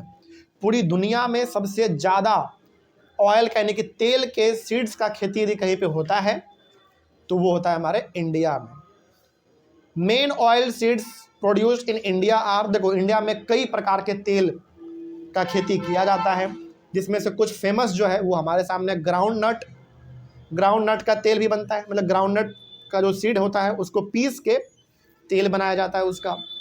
फिर से मस्टर्ड हो गया, कोकोनट, सीसम मतलब उसको तिल बोलते हैं हम लोग, तिल का तेल, soybean, custard seeds, cotton seeds, linseed and sunflower. तो ये कुछ इंपॉर्टेंट ऑयल सीड्स हैं जिसका खेती इंडिया में बड़े लेवल पे किया जाता है। Most of these oil seeds are edible and use for cooking. इसमें से ज़्यादातर जो आपने पढ़ा अभी, ज़्यादातर जो तेल है वो या तो हम लोग खाने के लिए इस्तेमाल करते हैं या फिर हम लोग उसको फिर एडिबल मतलब खाने के इस्तेमाल के लिए, और बेसिकली हम लोग उसको कुकिंग में इस्तेमाल करते हैं। जैसे सरसों का तेल, वो तो हर घर में लगभग इस्तेमाल होता है हमारा। जैसे अच्छा हमारे यूपी, बिहार, झारखंड, बंगाल, जो हमारा नॉर्दर्न स्टेट है, जो ऊपर वाला पार्ट है, यहाँ पे सरसों का तेल बड़ा फेमस है खाना को बनाने के लिए। आप साउथ इंडिया जाओगे ना तो साउथ इंडिया में ज़्यादातर जो खाना बनता है नारियल तेल में बनता है। आप इमेजिन कर सकते हो, मतलब नारियल तेल में खाना बनाया जा रहा है और आपको वो खाना पड़ेगा। मतलब वहाँ के लोगों को आदत है, हैबिट है, तो वो लोग कर लेते हैं। लेकिन ज़रा आप इमेजिन करो आपको उस प्रकार का खाना खाना पड़े। मतलब खा लोगे, ऐसा कोई बड़ी बात नहीं है, अच्छा ही लगता है, लेकिन थोड़ा सा होता है ना स्वाद में अजीब लगना, वो बिल्कुल लगता है। क्योंकि साउथ इंडिया में नारियल का बहुत पेड़ है। जैसे हमारे बिहार में गर्मी के टाइम पे भी आप देखते हो नारियल खूब बिकता है, डाव जिसको हम लोग कहते हैं, वो सब किधर से आता है? साउथ इंडिया से आता है।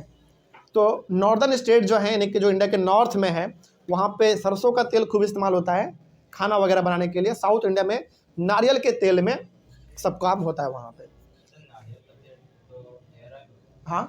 हाँ बिल्कुल, नारियल का तेल हेयर ऑयल में भी होता है, सही बात है, लेकिन प्योर नहीं, उसको फैक्ट्री में जाके उसमें कुछ कुछ ऐड करते हैं तो फिर उसको इस्तेमाल किया जाता है, ठीक ना। तो ये चीज़ है। तो इंडिया में कई प्रकार के ऑयल सीड्स का खेती होता है। आगे, some of the oil seeds are used as raw material in the production of soaps, cosmetics and ointments. बहुत सारे तेलों का इस्तेमाल जो है हम लोग रॉ मटेरियल के तौर पे इस्तेमाल करते हैं, मतलब तेल का इस्तेमाल करते हैं अलग अलग प्रकार की चीज़ों को बनाने के लिए। जैसे साबुन को बनाने में भी तेल का इस्तेमाल होता है, कॉस्मेटिक्स मतलब वो मेकअप वगैरह का भी सामान बनाने के लिए तेल का इस्तेमाल होता है, और ऑइंटमेंट का मतलब हो गया मरहम वगैरह, घाव वगैरह होता है तो हम लोग उस पर लगाते हैं ना, तो उसको बनाने के लिए भी तेल का इस्तेमाल किया जाता है। Ground nut is a kharif crop. Ground नट के बारे में यहाँ पे एक्स्ट्रा पॉइंट दे दिया गया है एनसीईआरटी में, तो हमने लिख भी दिया है कि ग्राउंड नट क्या हमारा एक खरीफ क्रॉप है। Andhra Pradesh is the largest producer of ground nut. Ground नट के मायने में आंध्र प्रदेश सबसे ज़्यादा आगे है, मतलब ग्राउंड नट को सबसे ज़्यादा उगाता आंध्र प्रदेश है, और वो एक खरीफ क्रॉप है। Tamil Nadu, Karnataka, Gujarat and Maharashtra are also major producer of ground nut. Ground nut यहाँ भी उगता है लेकिन सबसे ज़्यादा आंध्र प्रदेश में उगता है। Linseed and mustard are rabi crops. तो लिनसीड और मस्टर्ड जो है वो रबी क्रॉप है। तो कुछ एक्स्ट्रा पॉइंट एनसीईआरटी में था तो वो हमने यहाँ पे लिख दिया है। अगला सीसम के बारे में भी है, कस्टर्ड सीड्स के बारे में भी है, मतलब हर प्रकार के सीड्स के बारे में कुछ कुछ एक्स्ट्रा इन्फॉर्मेशन यहाँ पे दिया गया है। सीसम का बात करें जिसको हम लोग तिल का तेल बोलते हैं, तिल इज अ खरीफ क्रॉप, वो एक खरीफ क्रॉप है in north India and rabi crop in south India. मतलब नॉर्थ इंडिया में सीसम को खरीफ क्रॉप की तरह लगाते हैं और काटते हैं, और साउथ इंडिया में, नॉर्थ इंडिया में सीसम को खरीफ क्रॉप की तरह ट्रीट करते हैं, लेकिन साउथ इंडिया में खरीफ क्रॉप को सीसम को रबी क्रॉप की तरह ट्रीट करते हैं बिकॉज ऑफ क्लाइमेटिक कंडीशन, ठीक ना। अगला, castor seeds are grown as both rabi crops as well as kharif crop. मतलब कैस्टर सीड्स का बात करें तो ये खरीफ और रबी दोनों प्रकार के तरह से इसको उगाया जाता है। अगला हो गया हमारा टी। टी बेसिकली चाय के बारे में बात कर रहा है। अगला मेरे हिसाब से कॉफ़ी होना चाहिए, हाँ है, कॉफ़ी है। आइए देखते हैं क्या है हमारा T. T is an example of plantation. Plantation का मतलब क्या होता है? प्लांटेशन का मतलब होता है कि ऐसा फसल जिसको बहुत दूर तक के इलाके में लगाया जाता है। प्लांटेशन का मतलब ही होता है कि ऐसा फसल लगाओ जिसको कि बहुत दूर तक के इलाके में लगाया जाएगा और जहां तक आपका नजर जाएगा वहां तक केवल एक ही प्रकार का क्रॉप आपको नजर आएगा। इसीलिए कभी भी आप चाय के बागान में जाओगे, चाय के खेतों में जाओगे, तो आपको दूर दूर तक केवल चाय का खेत ही नजर आएगा। तो टी हमारा क्या होता है, एक प्लांटेशन है, प्लांटेशन क्रॉप है, मतलब ये एक प्लांटेशन क्रॉप है, मतलब इसको बड़े लैंड पे लगाया जाता है। It is an important beverage crop. Beverage crop का मतलब हुआ जिसको हम लोग पी सकते हैं, ध्यान रखना, इसको खाया नहीं जाता, इसको पिया जाता है, इसीलिए हम लोग सोचते हैं बिवरेज क्रॉप, ठीक ना। तो it is an important beverage crop which was introduced by the Britishers in India. देखो हम लोगों को ना इंडिया में चाय का आदत नहीं था, लेकिन अंग्रेजों को चाय अच्छा लगा, उसका देखा देखी हम लोगों ने फॉलो कर लिया, और आज घर का सुबह का जो रूटीन है वो चाय से ही स्टार्ट होता है, हर घर में लगभग, है ना। तो इंडिया में चाय को जिसने मतलब लागू किया एक तरीके से, जिन्होंने इतना बड़े लेवल पर उसको फैलाया, वो ब्रिटिशर्स थे, ठीक ना। हम लोग उतना पहले चाय को लेकर हैबिचुअल नहीं थे, लेकिन बाद में अंग्रेजों के देखा देखी हम लोगों ने भी उसको अपनाना स्टार्ट कर दिया आगे, और लगभग आज हर घर में जो सुबह का रूटीन होता है वो चाय से ही स्टार्ट होता है। आगे, T grows very well in the soil which is rich in humus and organic matter. मतलब चाय का खेती सबसे ज़्यादा अच्छा वहाँ होता है जहाँ के मिट्टी पे ह्यूमस रहता है। ह्यूमस का मतलब हो गया बेसिकली नेचुरल फर्टिलाइजर, मान लो आप, मतलब उस जमीन पे पेड़ का पत्ता टहनी सब गिरा, सड़ के गल के वही एक तरीके से उसका क्या बन गया, खाद बन गया, उसी को हम लोग ह्यूमस बोलते हैं। और ऑर्गेनिक मैटर का मतलब वही हो गया नेचुरल चीज़ें। चाय का खेती जनरली वहाँ पे होता है जहाँ पे ऑर्गेनिक चीज़ें ज़्यादा रहता है, केमिकल वगैरह जहाँ पे इस्तेमाल ना हो। आगे, T is a labour intensive farming. हाँ, ये इसके साथ एक समस्या है कि चाय का जो खेती होता है वो एक पूरी तरीके से लेबर इंटेंसिव है, मतलब इसमें लेबर का इस्तेमाल काफ़ी ज़्यादा होता है। एग्जाम्पल आपको बताते हैं, चाय का खेती ज़्यादातर होता है वो पहाड़ी इलाका पे होता है, और पहाड़ी इलाका पे किसी भी प्रकार का मशीन का इस्तेमाल करना लगभग मुश्किल होता है। तो चाय, अच्छा, और खास करके होता क्या है ना, चाय के खेती में करना क्या होता है, आपको एक एक पत्ता तोड़ना पड़ता है, अच्छा वाला पत्ता अलग टोकरी में रखना पड़ता है, खराब वाला पत्ता तोड़ के अलग टोकरी में रखना पड़ता है। अपने मूवी में देखा होगा, कई बार मूवी में देखा होगा, महिलाएं पीछे अपने पीठ के पीछे टोकरी बांध लेती हैं और फील्ड में वो चलते जाती हैं और पत्ते को तोड़ते तोड़ते अपने टोकरी में रखती भी जाती है। तो बहुत मेहनत वाला काम है ये, इसीलिए चाय महंगा भी बिकता है, ठीक ना। तो पूरी तरीके से लेबर इंटेंसिव फार्मिंग है, मतलब इसमें लेबर का ज़रूरत खूब पड़ता है। It requires huge cheap and skilled labour, मतलब इसमें लेबर खूब चाहिए, आपको बहुत ज़्यादा लेबर चाहिए, सस्ता लेबर चाहिए, क्योंकि भाई महंगा लेबर लोगे तो कहाँ से आपको प्रॉफिट हो पाएगा, सारा पैसा तो लेबर को देने में चल जाएगा। तो लेबर ज़्यादा चाहिए, सस्ता लेबर चाहिए और स्किल्ड लेबर चाहिए। मतलब इसमें आपको वही लोगों को रखना पड़ेगा काम पे जिसको कि चाय का थोड़ा बहुत नॉलेज हो। ऐसा नहीं कि किसी को भी बुलाए और चाय को तोड़ने में लगा दिए, वैसा इसमें नहीं होता है। Tea is processed within the tea garden to restore its freshness. अच्छा, ये एक अच्छा बात है टी के साथ कि टी मतलब चाय को तोड़ना, उसको सुखाना, फिर चाय के पत्ती से गोल गोल चाय बनाना, सब फील्ड में ही होता है।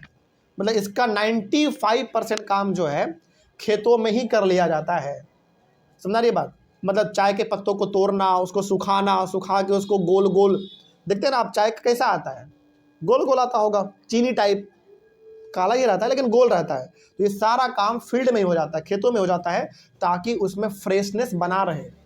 बस पैकिंग वगैरह के लिए फैक्ट्री में उसको लेके जाते हैं, बाकी सारा काम इसका फील्ड में ही हो जाता है।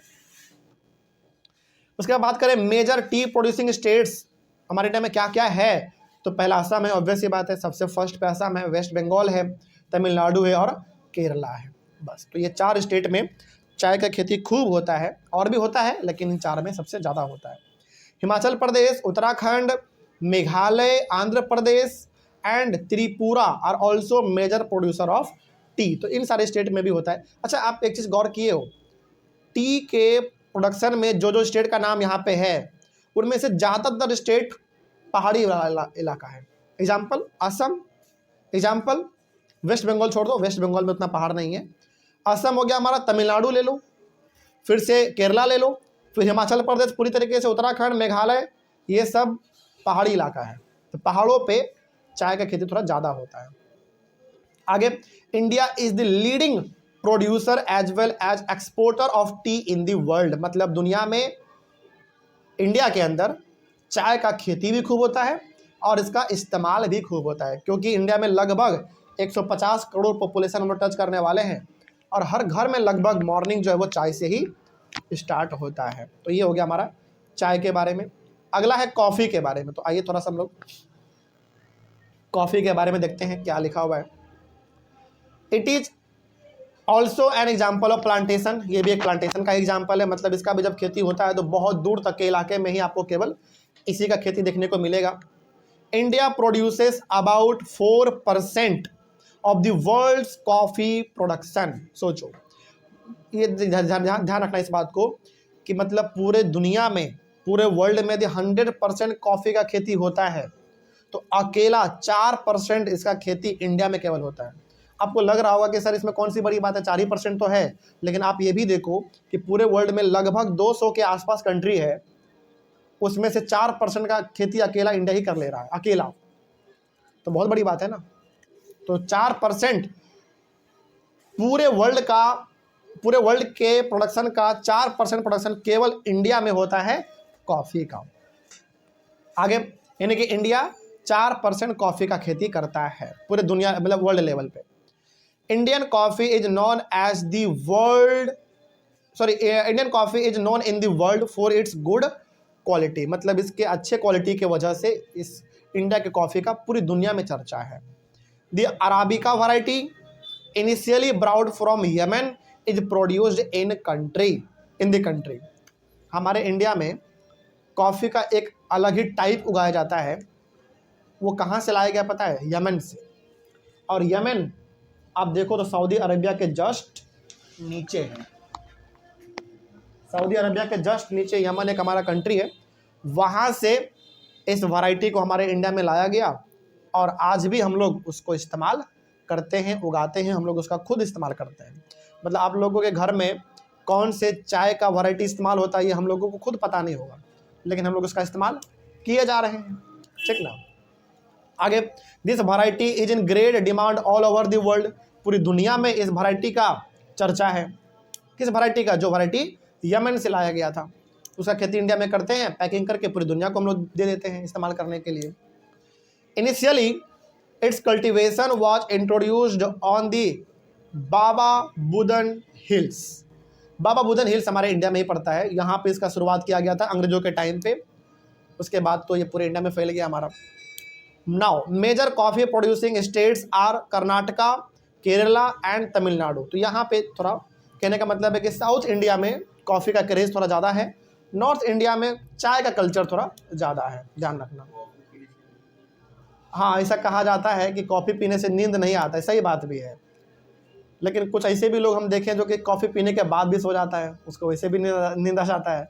लेकिन हाँ, ये सही बात है कि देखो, चाय पीने से आपका थकावट दूर होता है, जैसे हमने सुना है।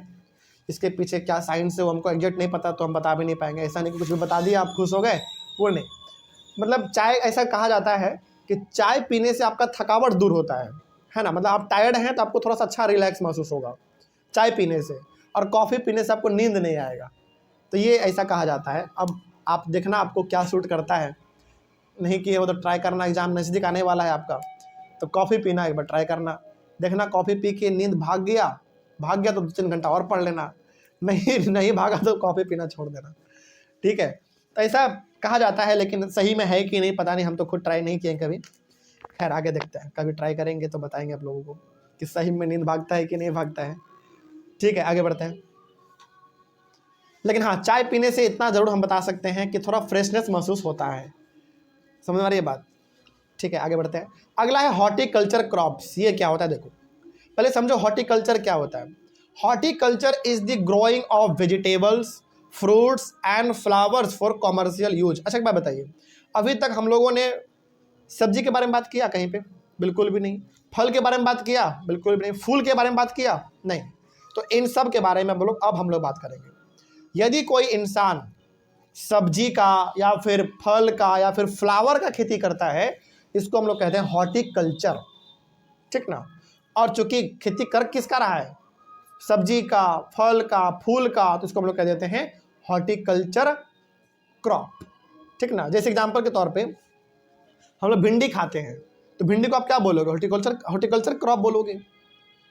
और जो मतलब सिंपल सा है कि जो इस चीज़ का खेती करते हैं, सब्जी का, फल का, फूल का, उसको हम लोग कहते हैं हॉर्टिकल्चर, सिंपल। आगे, India is the largest producer of fruits and vegetables in the world. सोचो, इसमें भी हम लोग बहुत आगे हैं, बहुत क्या, सबसे आगे हैं। पूरी दुनिया में सबसे ज़्यादा सब्जी और फल इंडिया में ही उगता है, तो बहुत बड़ी बात है ये। और हम लोग उगाते तो हैं और पूरी दुनिया को देते भी हैं, ठीक है। आगे, India produces about 13% of the world's vegetables. पूरी दुनिया का 13% सब्जी केवल और केवल इंडिया में उगा लिया जाता है। सोचो, बहुत बड़ी बात है ये। India is an important producer of P, cauliflower, onion, cabbage, tomato, brinjal and potato. India में इन सभी का खेती खूब होता है। मतलब ये सब जो है ना यूनिवर्सल सब्जी है, हमेशा लगभग मिलता रहता है। कभी कभार थोड़ा ना मिलता हो वो ठीक है, लेकिन मिल ही जाता है लगभग। कॉलीफ्लावर हो गया, प्याज तो खैर हमेशा मिलता है, यह तो आपको मानना ही पड़ेगा, है ना। उसके बाद फिर आलू भी हमेशा मिलता है, ये भी मानना पड़ेगा आपको। फिर से टमाटर भी लगभग मिल ही जाता है अधिकतर टाइम। धनिया भी मिल जाता है, सही बात है, ठीक है। तो कुछ सब्जी है जो कि इंडिया में यूनिवर्सल है, कभी भी मिल जाता है। तो ये सब का खेती इंडिया में खूब होता है, इसलिए कभी भी मिल जाता है ये। Most of the mangoes are found in Maharashtra, Andhra Pradesh, Uttar Pradesh and west Bengal. यहाँ पे बिहार का नाम क्यों नहीं है? बिहार में तो आम बहुत होता है, बिहार में आम बहुत होता है, लेकिन नहीं दिया हुआ, कोई बात नहीं, चलो। तो आम का यदि बात करें हम लोग, तो आम का जो बगीचा आपको देखने को मिलेगा ज़्यादातर महाराष्ट्र में, आंध्र प्रदेश में, उत्तर प्रदेश में और वेस्ट बंगाल में। बिहार भी होना चाहिए था, नहीं होना चाहिए था? बताओ, बिहार में भी आम खूब होता है। मतलब आम का सीज़न जब आता है तो बिहार का कोई गली मोहल्ला आपको नहीं दिखेगा जिसमें आम नहीं बिकता हो। जहाँ से गुजरो वहीं से आम का सुगंध आता रहता है। देना चाहिए था, खैर। चलो आगे बढ़ते हैं। Most of the oranges are found in Nagpur and Cherrapunji. हाँ, चेरापूंजी तो खैर बहुत फेमस है संतरा के लिए, जो कि कहाँ पड़ता है? मेघालय में पड़ता है। यानी कि इंडिया में ज़्यादातर जो संतरा आपको दिखता है वो दो जगह से आता है। ज़्यादातर का बात कर रहे हैं हम, मोस्ट ऑफ द केसेस में नागपुर से आता है और दूसरा चेरापूंजी यानी कि मेघालय से आता है, ठीक ना। आगे, मोस्ट ऑफ द बनाना का बारे में बात करें, केला के बारे में, तो ऑब्वियस बात है इसके लिए हमारा साउथ इंडिया, केरला बड़ा फेमस है, तमिलनाडु भी। अच्छा, कोई भी आप मूवी देखो साउथ का, खास करके आपको बताते हैं, शायद आप लोग देखे होंगे, गौर किए होंगे कभी कभी आप लोग, साउथ इंडिया का कोई आप मूवी देखो, है ना, और उस मूवी में बहुत ज़्यादा चांस है कि केला का बागान आपको दिखा ही देगा, केला का बगीचा, क्योंकि वहाँ पे फेमस है ये चीज़। समझ रही है बात? मतलब हम पर्सनली आपको बता रहे हैं, कभी हम भी जब साउथ का मूवी देखते हैं तो दो चीज़ आपको साउथ की मूवी में बड़ा कॉमन दिखेगा। मारपीट तो है, जो है वो तो है ही अपना, एक बार मार रहा है बहुत दूर उड़ जा रहा है, वो सब तो है ही अपना, वो हर जगह पे है। दो चीज़ बड़ा अच्छा दिखेगा आपको साउथ इंडिया के मूवी में, हर मूवी में आपको अच्छा अच्छा टेम्पल दिखेगा। कभी गौर करना आप, मतलब अब आज से कोई भी आप साउथ इंडिया का मूवी देखना, उस मूवी में ना आपको अच्छा अच्छा टेम्पल दिखेगा। जैसे एक टेम्पल बड़ा फेमस है, लगभग हमको अधिकतर मूवी में वो दिख गया है, मीनाक्षी टेम्पल, मदुरई में पड़ता है। मदुरई कहाँ पड़ता है? तमिलनाडु में पड़ता है। मतलब स्टेट हमारा तमिलनाडु है, और तमिलनाडु में एक जगह मदुरई में एक टेम्पल है, मीनाक्षी टेम्पल, बड़ा फेमस टेम्पल है। अधिकतर मूवी में उसको, उस टेम्पल को देखे हैं। और दूसरा चीज़ आपको हर मूवी में लगभग दिख जाएगा, केले का खेती, केले का बहुत बड़ा बगीचा, या फिर केला का बगीचा नहीं दिखा तो केले का गोडाउन दिख जाएगा, कुछ ऐसा दिख जाएगा जिसमें आपको लगे कि हाँ केला दिख रहा है, बनाना दिख रहा है। तो ये साउथ इंडिया के मूवी का एक बहुत अजीब बात है, लेकिन हाँ बिल्कुल, ये भी बहुत अच्छा कल्चर है वहाँ का। मतलब इसको आप बोल सकते हैं, वो लोग अपने कल्चर से बहुत जुड़ा हुआ है। मतलब ये सही बात कहा आपने कि साउथ इंडिया में बहुत जगह आप देखोगे, साउथ इंडिया में खाना वो लोग केले के पत्ते पे खाते हैं। अब आपके मन में सवाल होगा कि सर केला का पत्ता पे खाते हैं, पत्ता कम नहीं पड़ता है? पड़ता है कम, ऐसा बात नहीं है, लेकिन खेती इतना ज़्यादा हो जाता है कि उसका नीड भी पूरा हो जाता है। हर घर में वहाँ पे आपको लगभग ऑन एन एवरेज 15-20 का केला दिख जाता है गाछ। सोचो, ये चीज़ है वहाँ पे। अब इसका मतलब ये भी नहीं है कि वो लोग थाली में खाना नहीं खाते हैं, मतलब स्पेशल ओकेजन में होता है ना, स्पेशल ओकेजन में वो लोग केले के पत्ते का इस्तेमाल करते हैं, मेहमान नवाजी के तौर पे आप मान लो, ठीक ना। आगे तो बनाना हो गया हमारा। अगला, most of the lychee and guava are found in Uttar Pradesh and Bihar. हाँ, ये आपको मानना पड़ेगा। गुआवा का तो पता नहीं, मतलब अमरूद का पता नहीं, लेकिन लीची सबसे ज़्यादा कहाँ पे होता है बताओ? बिहार में। और बिहार में कहाँ पे लीची के मायने में?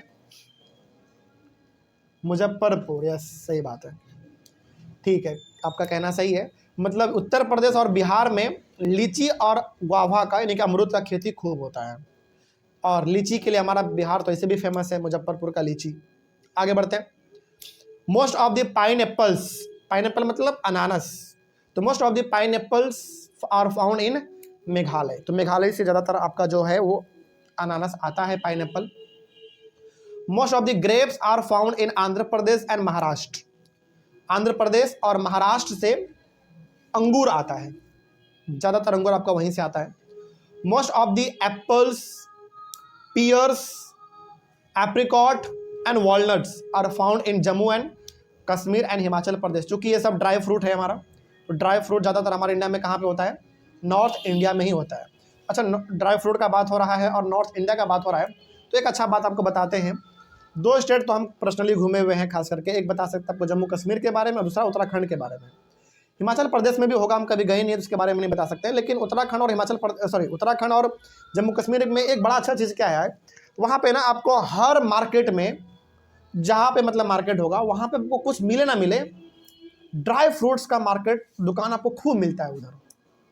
मतलब उसका क्या कहते हैं उसको, अखरोट, फिर से किशमिश, फिर से आलमंड, खजूर, बिल्कुल, और क्या क्या होता है, काजू, बहुत मिलता है उधर। तो हाँ हाँ, वो भी है बना, पिस्ता भी है। तो कहने का मतलब है कि नॉर्थ इंडिया का जो कुछ स्टेट है फेमस हमारा, फॉर एग्जांपल जम्मू कश्मीर, उत्तराखंड, हिमाचल प्रदेश, थोड़ा बहुत आप पंजाब भी ले लो, इन सभी में आपको ड्राई फ्रूट खूब मिलते हैं, वहाँ पे खूब उगता है, पहाड़ी इलाका है इसीलिए। तो ये हो गया हमारा हॉर्टिकल्चर क्रॉप्स के बारे में भी कंप्लीट। अगला है non food crops. Non food crops को हम लोग कल कंप्लीट करते हैं। यहाँ तक समझ में आया सबको? कोई दिक्कत किसी को? चलिए, तो बस थोड़ा सा बच रहा है अब हम लोग का नॉन फूड क्रॉप्स है, उसके बाद फिर एक टॉपिक और है, उसके बाद फिर आगे का जो भी है वो सब सिलेबस में हमारा कटा हुआ है। तो कल हम लोग इसको स्टार्ट करेंगे और कल लगभग 15 से 20 मिनट के अंदर हम लोग इस चैप्टर को कंप्लीट कर देंगे। तो मिलते हैं हम लोग अपने अगले क्लास में, कल तक। Thank you very much. आज के क्लास में हम लोग अपने इस चैप्टर को कंप्लीट करेंगे और पिछले क्लास में जहाँ पे हम लोगों ने ख़त्म किया था उसके आगे से कंटिन्यू करेंगे। टॉपिक का नाम है non food crops. Non food crops का मतलब हुआ ऐसे क्रॉप्स के बारे में बात करेंगे हम लोग जिसको हम लोग जनरली खाने के लिए इस्तेमाल नहीं करते हैं। तो इसमें हम लोग बात करेंगे रबर के बारे में, फाइबर क्रॉप्स के बारे में, इन प्रकार के क्रॉप्स के बारे में थोड़ा बहुत हम लोग बात करेंगे। तो आइए शुरू करते हैं अपना। सबसे पहले हम लोग बात करेंगे नॉन फूड क्रॉप्स में रबर के बारे में। पहला पॉइंट है रबर में, it requires moist and humid climate. Moist और ह्यूमिड का सिंपल सा मतलब हो गया उसको पानी भरपूर चाहिए। मॉइस्ट बोलो या ह्यूमिड बोलो, दोनों का सेम मतलब है कि पानी इसको बहुत ज़्यादा चाहिए अच्छी तरीके से ग्रो करने के लिए। It requires rainfall of more than 200 centimetre. सोचो, इतने प्रकार के क्रॉप्स के बारे में हम लोगों ने पढ़ा है, किसी भी क्रॉप को 200 सेंटीमीटर तक पानी नहीं चाहिए था। रबर एक लौता ऐसा क्रॉप है जिसको 200 से ज़्यादा पानी, मतलब 200 से ज़्यादा सेंटीमीटर पानी इसको चाहिए। It requires temperature above 25 degree Celsius, और टेम्परेचर का बात करें तो 25 डिग्री सेल्सियस से बेसी चाहिए, ज़्यादा चाहिए। Rubber is an important industrial raw material. ये रबर जो है बहुत सारे इंडस्ट्री के लिए एक तरीके से रॉ मटेरियल के तौर पे काम आता है, क्योंकि बहुत सारे चीज़ों को बनाने के लिए रॉ मटेरियल का इस्तेमाल, मतलब बहुत सारे चीज़ों को बनाने के लिए रबर का इस्तेमाल किया जाता है। तो इट मीन्स यहाँ पे इसका मतलब ये हुआ कि रबर जो है बहुत सारे इंडस्ट्री के लिए किस तरीके से काम आता है, रॉ मटेरियल के तौर पे, मतलब इसका इस्तेमाल किया जाता है अलग अलग प्रकार के चीज़ों को बनाने के लिए, फॉर एग्जांपल टायर वगैरह, ठीक ना। आगे, rubber is mainly grown in Kerala, Tamil Nadu, Karnataka, Andaman and Nicobar islands and Garo hills of Meghalaya. तो केरला में, तमिलनाडु में, कर्नाटका में, अंडमान एंड निकोबार आइलैंड में, और मेघालय में एक पहाड़ है गैरो हिल्स, वहाँ पे भी रबर का खेती किया जाता है। India ranks 5th among the world's rubber producer. पूरी दुनिया में इंडिया जो है वह 5वें नंबर पे है रबर के प्रोडक्शन के मायने में। समझ में आया बात? तो ये हो गया हमारा पहला नॉन फूड क्रॉप्स जिसको हम लोग खाने के लिए इस्तेमाल बिल्कुल भी नहीं करते हैं। पहला हो गया हमारा रबर कंप्लीट। अगला है फाइबर क्रॉप। फाइबर क्रॉप का सिंपल सा मतलब है जिससे हम लोग कपड़ा बनाते हैं। तो ऑब्वियस सी बात है ज़्यादातर हम लोग कपड़ा किससे बनाते हैं, और चूंकि एग्रीकल्चर चैप्टर है हमारा तो ज़्यादातर हम लोग किसके बारे में बात करेंगे, कॉटन के बारे में बात करेंगे। आइए देखते हैं इसमें क्या लिखा हुआ है। Cotton, jute, hemp and natural silk are the 4 major fibre crops grown in India. India में यदि हम लोग बात करें फाइबर क्रॉप का, हालांकि कॉटन तो बहुत फेमस है इसीलिए हमने पहला नाम कॉटन ही लिया था आपके सामने। तो कॉटन का, जूट का, हेम्प भी एक प्रकार का फाइबर ही होता है जिससे कपड़ा वगैरह, इससे बहुत स्मूथ कपड़ा तो नहीं बनता लेकिन इसका भी इस्तेमाल किया जाता है। तो cotton, jute, hemp and natural silk, कहने का मतलब ये बात कर रहे हैं बेसिकली सिल्क का, इन सभी का खेती हमारे इंडिया में बड़े लेवल पे होता है। फाइबर क्रॉप का बात करें तो फाइबर क्रॉप में हमारे इंडिया के अंदर 4 प्रकार की चीज़ों का खेती खूब होता है, कॉटन, जूट, हेम्प और natural silk. Cotton, jute and hemp are derived from the crops grown in the soil. Cotton, jute और हेम्प जो है ये तीनों का तीनों हम लोगों को मिलता किससे है, क्रॉप से मिलता है, यानी कि इसका खेती किया जाता है। लेकिन जो नेचुरल सिल्क है, सिल्क का खेती नहीं होता बल्कि इसको पाला जाता है। सिल्क वॉर्म छोटा सा कीड़ा होता है, उसको पाला जाता है, उसी से हमारा निकलता है सिल्क। इसका बड़ा प्रोसेस लंबा है, कुकून वगैरह होता है उसमें, कैटरपिलर, लार्वा, ये सब होता है।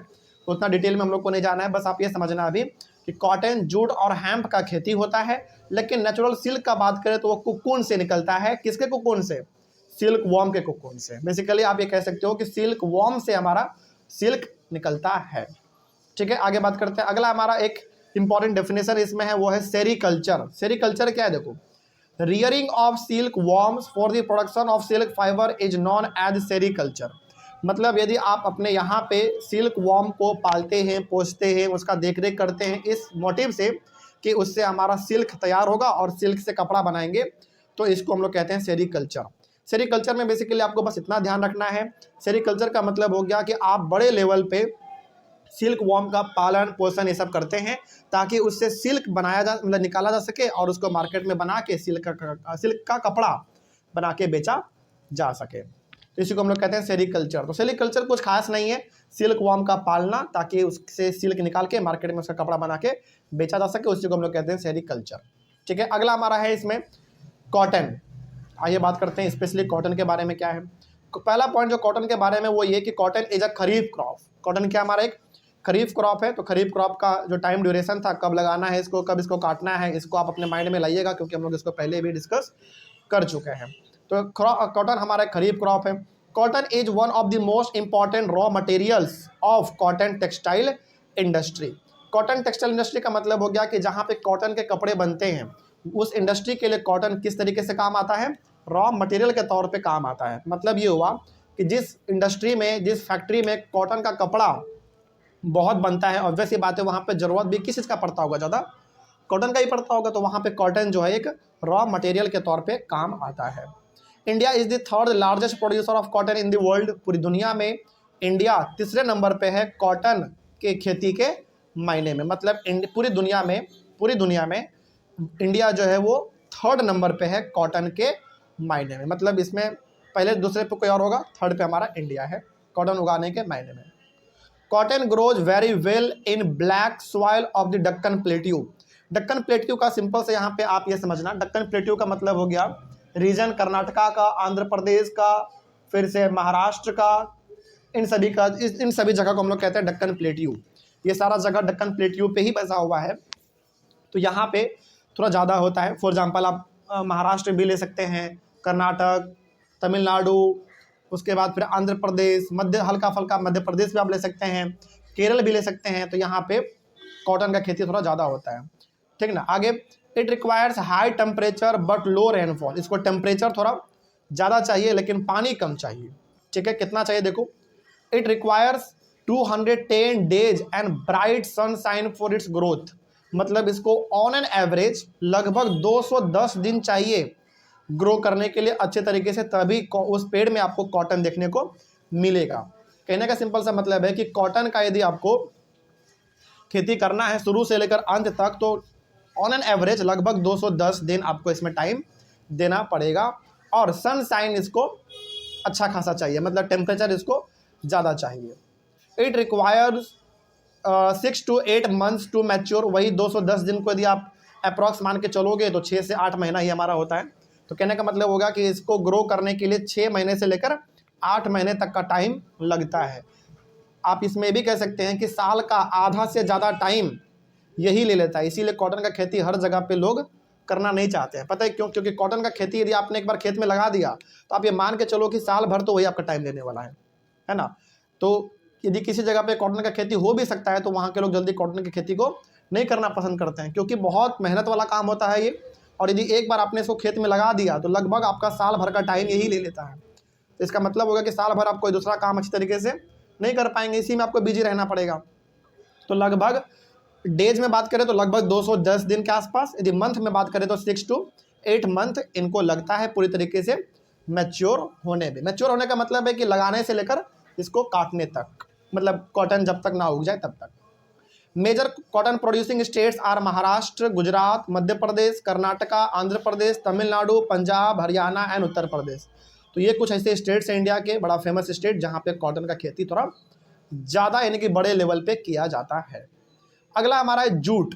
जूट का कपड़ा तो नहीं बनता, लेकिन जूट का बहुत यदि कुछ फेमस है तो जूट का बैग फेमस है। आपने कभी ना कभी वो देखा होगा जूट का बैग, वो ब्राउन कलर का होता है, इसका बैग ज़्यादा बनता है। कॉटन का कपड़ा मतलब जूट का कपड़ा बहुत कम बनता है, लगभग ना के बराबर। और इसका जूट का यदि कुछ बनता है तो ज़्यादातर इसका बनता है बैग बनता है, थैला बनता है, फिर से मैट बनता है जिसमें हम लोग गोर वगैरह पोंछते हैं, पैर वगैरह पोंछते हैं, वो सब इसका ज़्यादा बनता है। तो क्या लिखा हुआ जूट के बारे में देखा जाए, it is known as the golden fibre. सोचो, इसको गोल्डन फाइबर कहा जाता है जूट को, ये बात ध्यान रखना है आपको। आता है एग्जाम में कि फिल इन द ब्लैंक्स में आएगा कि dash is known as golden fibre, तो आपको वहाँ पे लिखना है jute is known as golden fibre. It grows very well in the flood plains where soils are renewed every year. Cotton का खेती, सॉरी कॉटन नहीं, जूट का खेती सबसे ज़्यादा वहाँ पे होता है जो जगह पे बाढ़ ज़्यादा आता हो। बाढ़ का मतलब लगभग हर साल वहाँ पे साल में एक बार बाढ़ का पानी उस जगह को टच करके चला जाता हो, उसके ऊपर से होके गुजर के चला जाता हो। ये बेसिकली बात कर रहा है। अच्छा, जूट का खेती सबसे ज़्यादा कहाँ पे होता है? बंगाल में, बिहार में। इसीलिए कभी आप देखना बंगाल में, बिहार में बाढ़ आता ही रहता है हर साल बाढ़ एक बार आता ही है। तो जूट का जो खेती है वो सबसे ज़्यादा अच्छा वहाँ पे होता है जहाँ पे साल में कम से कम एक बार उस ज़मीन पे क्या आता हो? बाढ़ का पानी आता हो। मतलब बाढ़ का पानी आया, कुछ दिन रुका और फिर बाढ़ का पानी चला गया, तो उस जगह पे जूट का खेती बड़ा अच्छा होता है। अगला, it requires high temperature at the time of growth. मतलब जब ये बड़ा हो रहा होता है तो उसको टेम्परेचर थोड़ा ज़्यादा चाहिए होता है ताकि अच्छे तरीके से ग्रो कर पाए।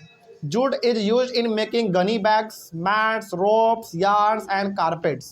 कहने का सिंपल सा मतलब है बैग, मैट, चटाई वगैरह, रोप रस्सी, यार्न यानी कि धागा वगैरह, और कारपेट यानी कि चटाई वगैरह, इन सभी चीज़ों को बनाने के लिए जूट का इस्तेमाल किया जाता है। ठीक है, आगे major jute producing states are west Bengal, west Bengal है हमारा, फिर से बिहार है, असम है, उड़ीसा है और मेघालय है। तो यहाँ पे जूट का खेती थोड़ा ज़्यादा होता है, जूट का प्रोडक्शन इंडिया में ज़्यादा होता है। तो ये हो गया हमारा यहाँ तक कंप्लीट। अगला जो हमारा इस चैप्टर का सबसे लास्ट टॉपिक है, यही हमारा इस चैप्टर का सबसे लास्ट टॉपिक है, इसके बाद आपको फिर नहीं पढ़ना है। ठीक है, तो ये हमारे चैप्टर का सबसे लास्ट टॉपिक होने वाला है। और ये जो हमने आपको शुरू से भी बताया है कि इस चैप्टर में भी कुछ कुछ सिलेबस जो कि डिलीटेड है, हम लोग को नहीं पढ़ना है, वो इसके बाद से नहीं पढ़ना है। ये वाला टॉपिक पूरा पढ़ना है, लेकिन इसके बाद से जो भी होगा आपके बुक में, नोट्स में, जहाँ पे भी, उसके बाद से आपको नहीं पढ़ना है। लेकिन ये टॉपिक हमारा क्या बन जाएगा? चैप्टर का लास्ट टॉपिक बन जाएगा। तो आइए शुरू करते हैं। टॉपिक का नाम है टेक्नोलॉजिकल एंड इंस्टीट्यूशनल रिफॉर्म्स। अच्छा, एक बात बताइए, इस चैप्टर में हम लोग इतना ज़्यादा आगे बढ़ चुके हैं, एग्रीकल्चर क्या होता है ये समझ चुके हैं, अलग अलग प्रकार के क्रॉप्स कैसे उगाए जाते हैं, टेम्परेचर, सनलाइट, वाटर कहाँ कहाँ उगता है, सब कुछ हम लोग देख चुके हैं, है ना। लेकिन अब लास्टली हम लोग ये देखेंगे कि एग्रीकल्चर में क्या कुछ रिफॉर्म हुआ है कि नहीं हुआ है, मतलब इसमें कुछ बदलाव कभी हो पाया है कि नहीं हो पाया है। ध्यान रखना है, इंडिया को कृषि प्रधान देश कहा जाता है। इंडिया को कृषि प्रधान देश कहा जाता है। इसका मतलब हो गया कि इंडिया में सबसे ज़्यादा क्या होता है? एग्रीकल्चर होता है। मतलब इंडिया में खेती बाड़ी खूब होता है। तो एग्रीकल्चर इंडिया का इतना इंपॉर्टेंट एक्टिविटी है, इतना मेन ऑक्यूपेशन है इंडिया के लोगों का, तो एग्रीकल्चर के फील्ड में कुछ रिफॉर्म किया गया है कि नहीं किया गया है, कुछ बदलाव किया गया है कि नहीं किया गया है, वही हम लोग इसमें देखेंगे। तो ध्यान से आपको बस ये समझना है।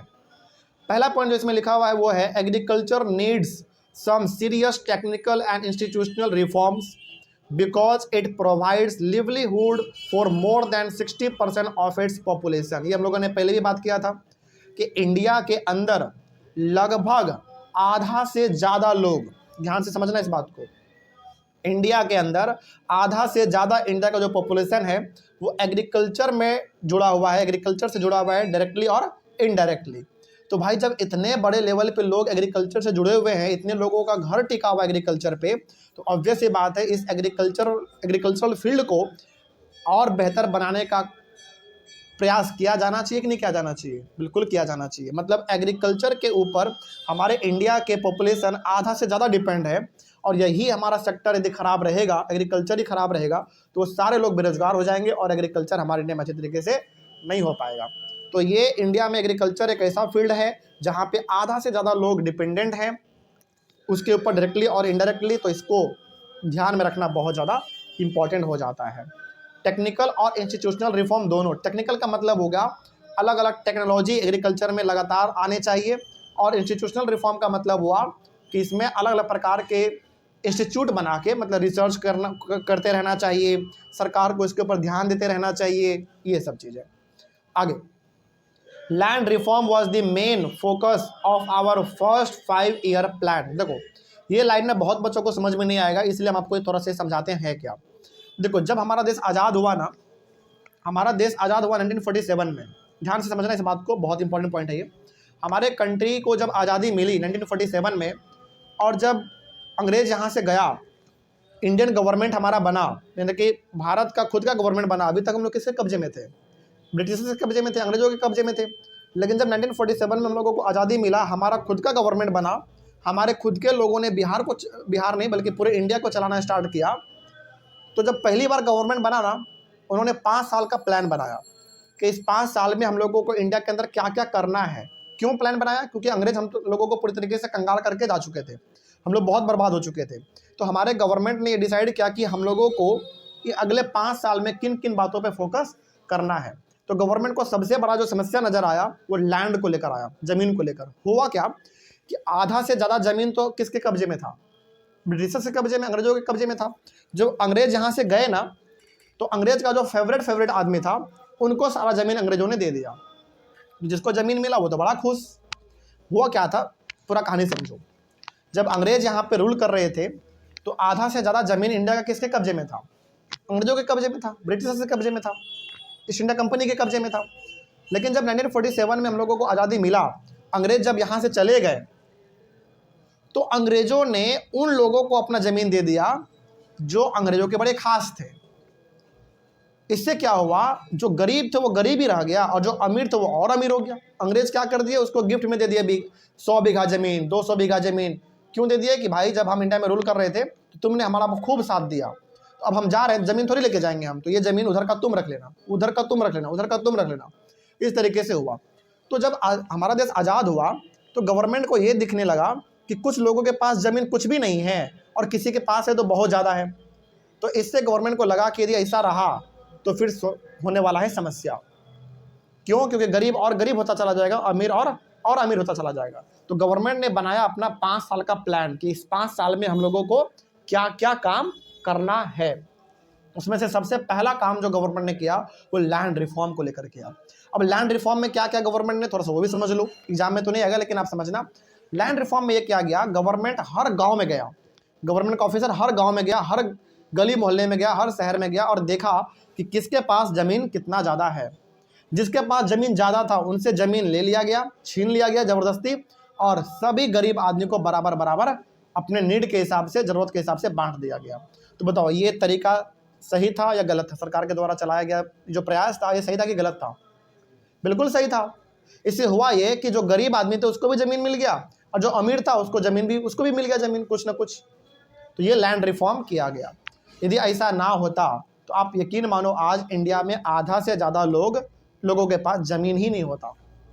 सरकार ने उस समय पे बड़े लोगों से ज़मीन छीन के उन सभी गरीब आदमी को नीड के हिसाब से बांट दिया, ज़रूरत के हिसाब से बांट दिया, जिसके पास ज़मीन बिल्कुल भी नहीं था। तो ये सरकार का उस समय पे बहुत बड़ा प्रयास था, बहुत अच्छा प्रयास था, एग्रीकल्चर के अंदर किया गया। आगे, the government of India has launch agricultural reforms to improve Indian agriculture in the 1960s and 1970s। 1960-70s के आसपास, यानी कि 1960-1970 के आसपास गवर्नमेंट ने कई सारे अलग अलग प्रकार के मुहिम लॉन्च किए। उस समय पे अलग अलग प्रकार के स्कीम लॉन्च किए एग्रीकल्चर के अंदर, ताकि एग्रीकल्चर को बढ़ावा दिया जा सके। और ये वही टाइम है जिस टाइम पे ग्रीन रेवोल्यूशन, वाइट रेवोल्यूशन, ये सब लाया गया था।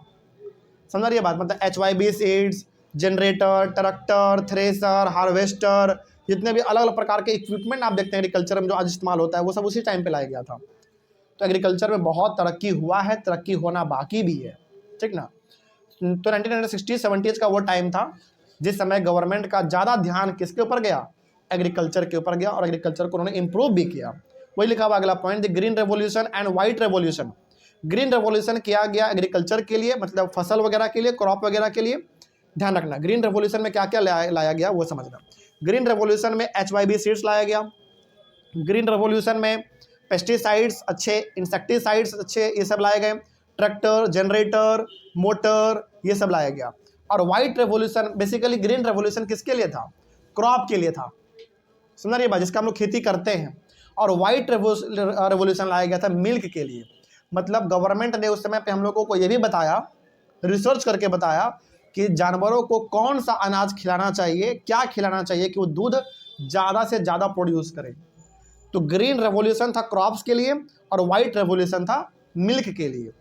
इसलिए आप आज गांव देहात में जाओगे तो वहाँ पे देखना, लोग अपने गाय, बैल, भैंस, बकरे, घोड़ा, हाथी, इन सब को अनाज तो खिलाते ही हैं, अनाज के अलावा कुछ सप्लीमेंट भी देते हैं ताकि ये ज़्यादा से ज़्यादा दूध प्रोड्यूस कर सके। तो वो वाइट रेवोल्यूशन उसमें पिलाया गया। वही लिखा हुआ है कि the green revolution and white revolution were some of the major steps taken by the government to improve Indian agriculture. यानी कि ग्रीन रेवोल्यूशन में और वाइट रेवोल्यूशन में, मतलब क्रॉप्स के फील्ड में और मिल्क के फील्ड में, गवर्नमेंट ने कई सारे अलग अलग कदम उठाए, अपने साइंटिस्ट को बैठाया, रिसर्च करवाया, और तब जाके मार्केट में उस चीज़ को लॉन्च किया। तो लोगों ने उसको खरीदा, इस्तेमाल किया, और प्रोडक्शन बहुत अच्छा देखने को मिला। तो हम लोग यहाँ पे ये कह सकते हैं कि गवर्नमेंट ने काम किया है, ऐसा बात नहीं कि नहीं किया है। हाँ, एग्रीकल्चर जैसा फील्ड जहाँ पे आधा से ज़्यादा पॉपुलेशन हमारा डिपेंड है, उसको और इम्प्रूव होने का ज़रूरत है। आगे, provision for crop insurance against drought, flood, cyclone, fire and disease was launched. सोचो, आज तक आपने सुना होगा हेल्थ इंश्योरेंस, आपने सुना होगा कार इंश्योरेंस, आपने सुना होगा लाइफ इंश्योरेंस, ये सब आपने सुना होगा, लेकिन गवर्नमेंट ने क्रॉप इंश्योरेंस ला दिया। सोचो, इंश्योरेंस का मतलब सिंपल सा हुआ, क्रॉप इंश्योरेंस में गवर्नमेंट ने ये बोला कि यदि आप खेती किए किसी चीज़ का और आपने अपने फसल का क्रॉप इंश्योरेंस करवाया है, तो आपका फसल में, मतलब आपका फसल पानी की वजह से सूख के खराब हो जाए, बाढ़ की वजह से खराब हो जाए, साइक्लोन आए उसकी वजह से खराब हो जाए, आपके खेतों में आग लग जाए, आपके खेतों में बीमारी फैल जाए, कुछ भी हो जाए, लेकिन आपने अपने क्रॉप का इंश्योरेंस करवाया है तो उसका मुआवजा, यानी कि उसका पैसा आपको मिलेगा। समझा रही है बात?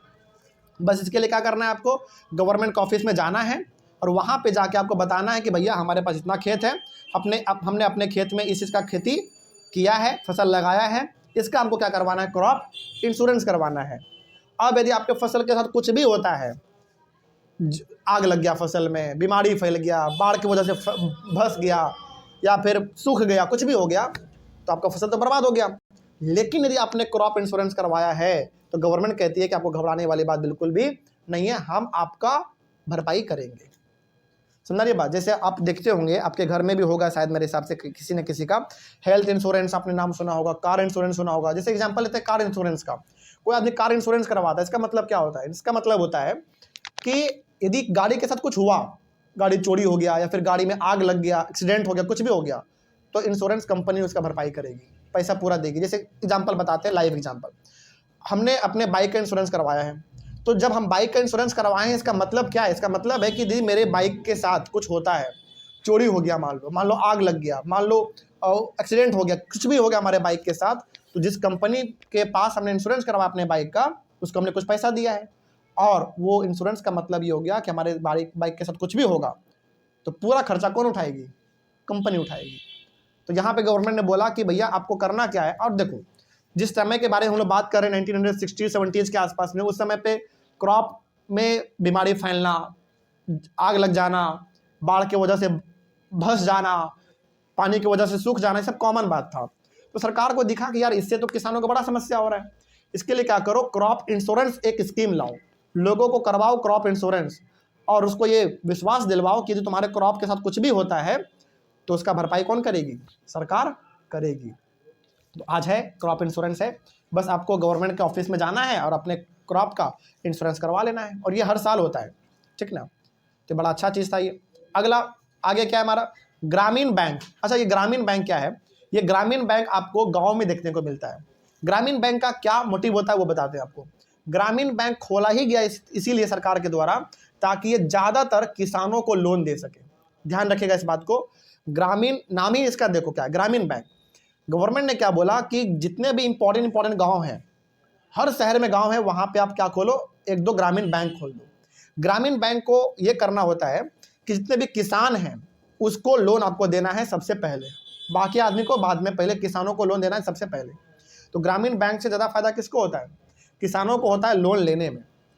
उसके बाद कोऑपरेटिव सोसाइटी भी ग्रामीण बैंक की तरह ही काम करता है। यहाँ ये भी एक तरीके से बहुत नामी सोसाइटी होता है जिसमें कुछ लोगों का ग्रुप होता है, और इससे भी आप लोन ले सकते हैं। ये भी बैंक की तरह ही काम करता है, कोऑपरेटिव सोसाइटी, इससे भी आप लोन वगैरह लेते हैं।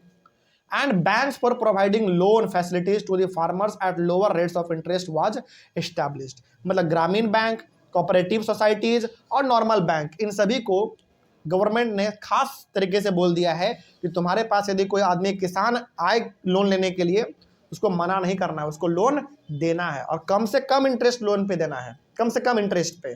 इसीलिए आपने कई बार सुना होगा, न्यूज़ में, टीवी में आपने देखा भी होगा कि कई बार गवर्नमेंट जो है ना किसानों के लोन को माफ़ कर देते हैं।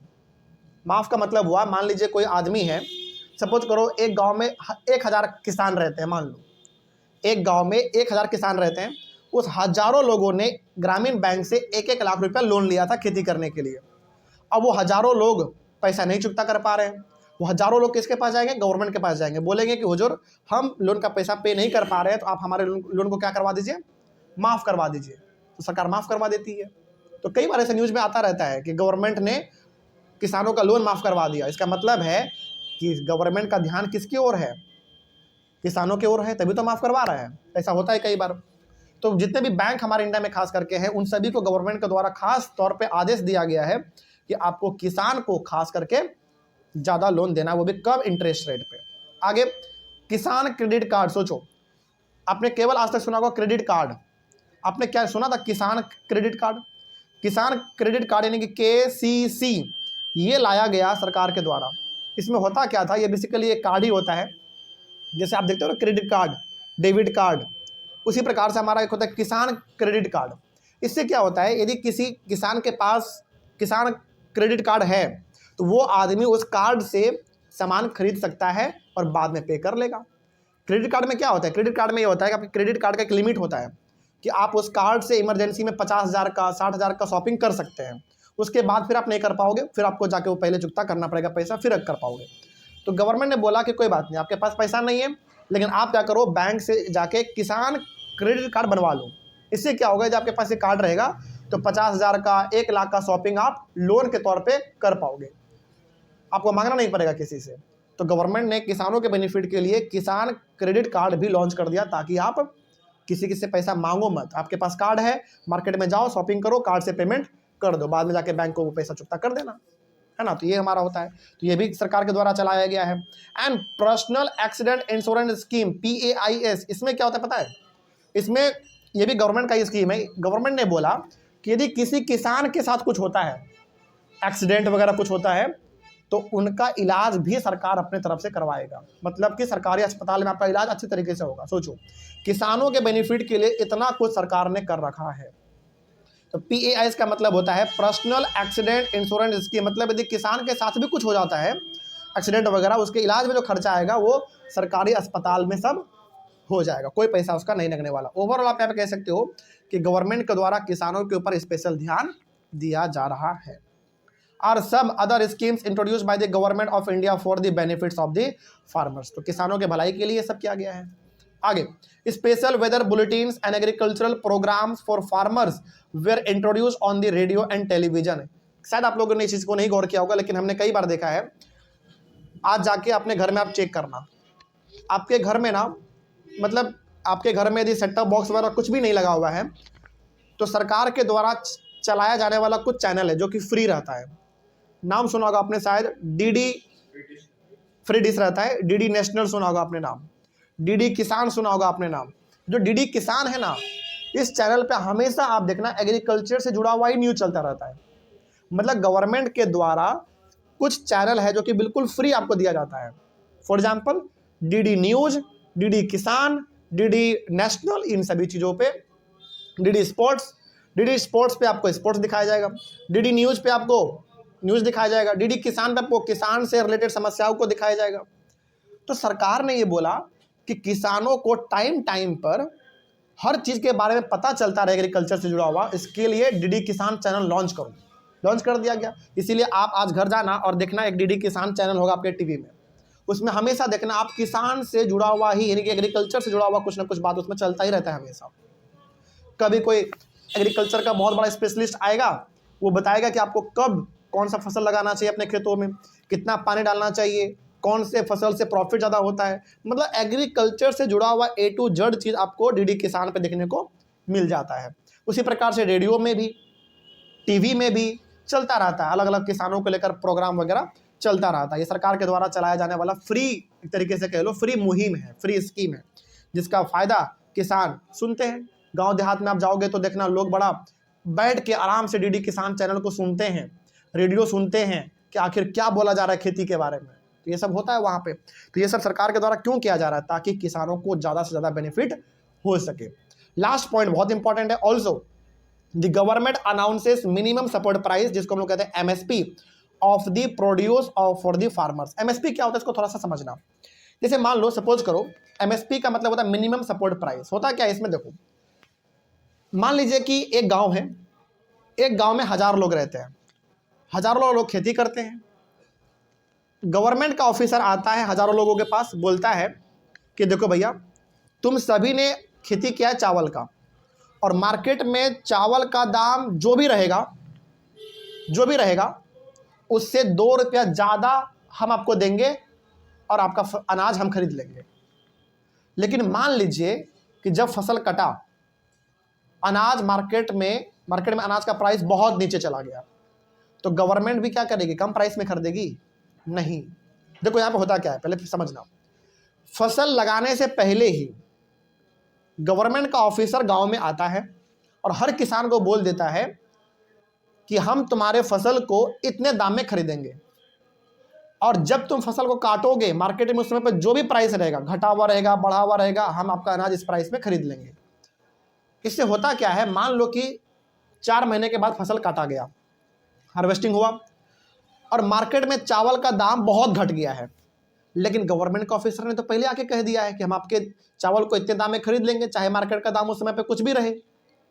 तो गवर्नमेंट के ऑफिसर को, यानी कि गवर्नमेंट को उस चावल को उतने दाम में खरीदना ही पड़ेगा। एक तरीके से आप ये मान लो तो प्रॉमिस होता है कि भैया मार्केट में जो भी प्राइस रहे अनाज का, गवर्नमेंट का ऑफिसर 4 महीना पहले आएंगे और आपसे प्रॉमिस कर लेंगे कि अनाज हम ही को देना और इतने रुपये में हम आपसे लेंगे, चाहे मार्केट में उसमें पे प्राइस घटा हुआ रहे या बहुत बढ़ा हुआ रहे। तो किसान इस चीज़ को अच्छा मानते हैं। पता ही क्यों? क्योंकि ज़्यादातर टाइम मार्केट में अनाज का प्राइस क्या रहता है, घटा हुआ रहता है, और ये पहले प्रॉमिस कर रखा है कि हम आपका अनाज इतने रुपए में लेंगे। जैसे मान लो, सपोज करो कि गवर्नमेंट ने ये प्रॉमिस किया कि हम आपका चावल जो है ना 20 रुपये kg के हिसाब से लेंगे, लेकिन 4 महीने के बाद जब चावल तैयार हुआ, हार्वेस्टिंग हुआ, तो मार्केट में चावल का दाम 10 रुपया हो गया। तो बताओ, यदि किसान मार्केट में चावल को बेचेगा तो उसको लॉस होगा कि प्रॉफिट होगा? लॉस होगा ना। लेकिन यदि गवर्नमेंट को बेच देगा तो उसको क्या हो जाएगा, प्रॉफिट हो जाएगा। तो इसी को हम लोग कहते हैं MSP, मिनिमम सपोर्ट प्राइस। इसका मतलब हुआ गवर्नमेंट ने ये भी एक स्कीम लाया बड़ा सोच समझ के। गवर्नमेंट ने बोला कि देखो यार, तुम लोग खेती करते हो, अच्छा बात है, लेकिन जब तुम लोग मार्केट में अनाज को बेचने जाते हो तो तुम लोग को हो जाता है लॉस तुम्हारा ना हो, इसके लिए हम एक पहले ही मिनिमम सपोर्ट प्राइस फिक्स कर देते हैं। मतलब इतना रुपए में हमको अनाज खरीदेंगे और मार्केट में उस समय पे दाम घटे बढ़े उससे हमको मतलब नहीं है। बताओ इससे फ़ायदा किसको हुआ? फार्मर को हुआ ना। मार्केट में अनाज का प्राइस बहुत भी घटा हुआ है तो किसान मार्केट में नहीं बेचेगा, गवर्नमेंट को बेच देगा।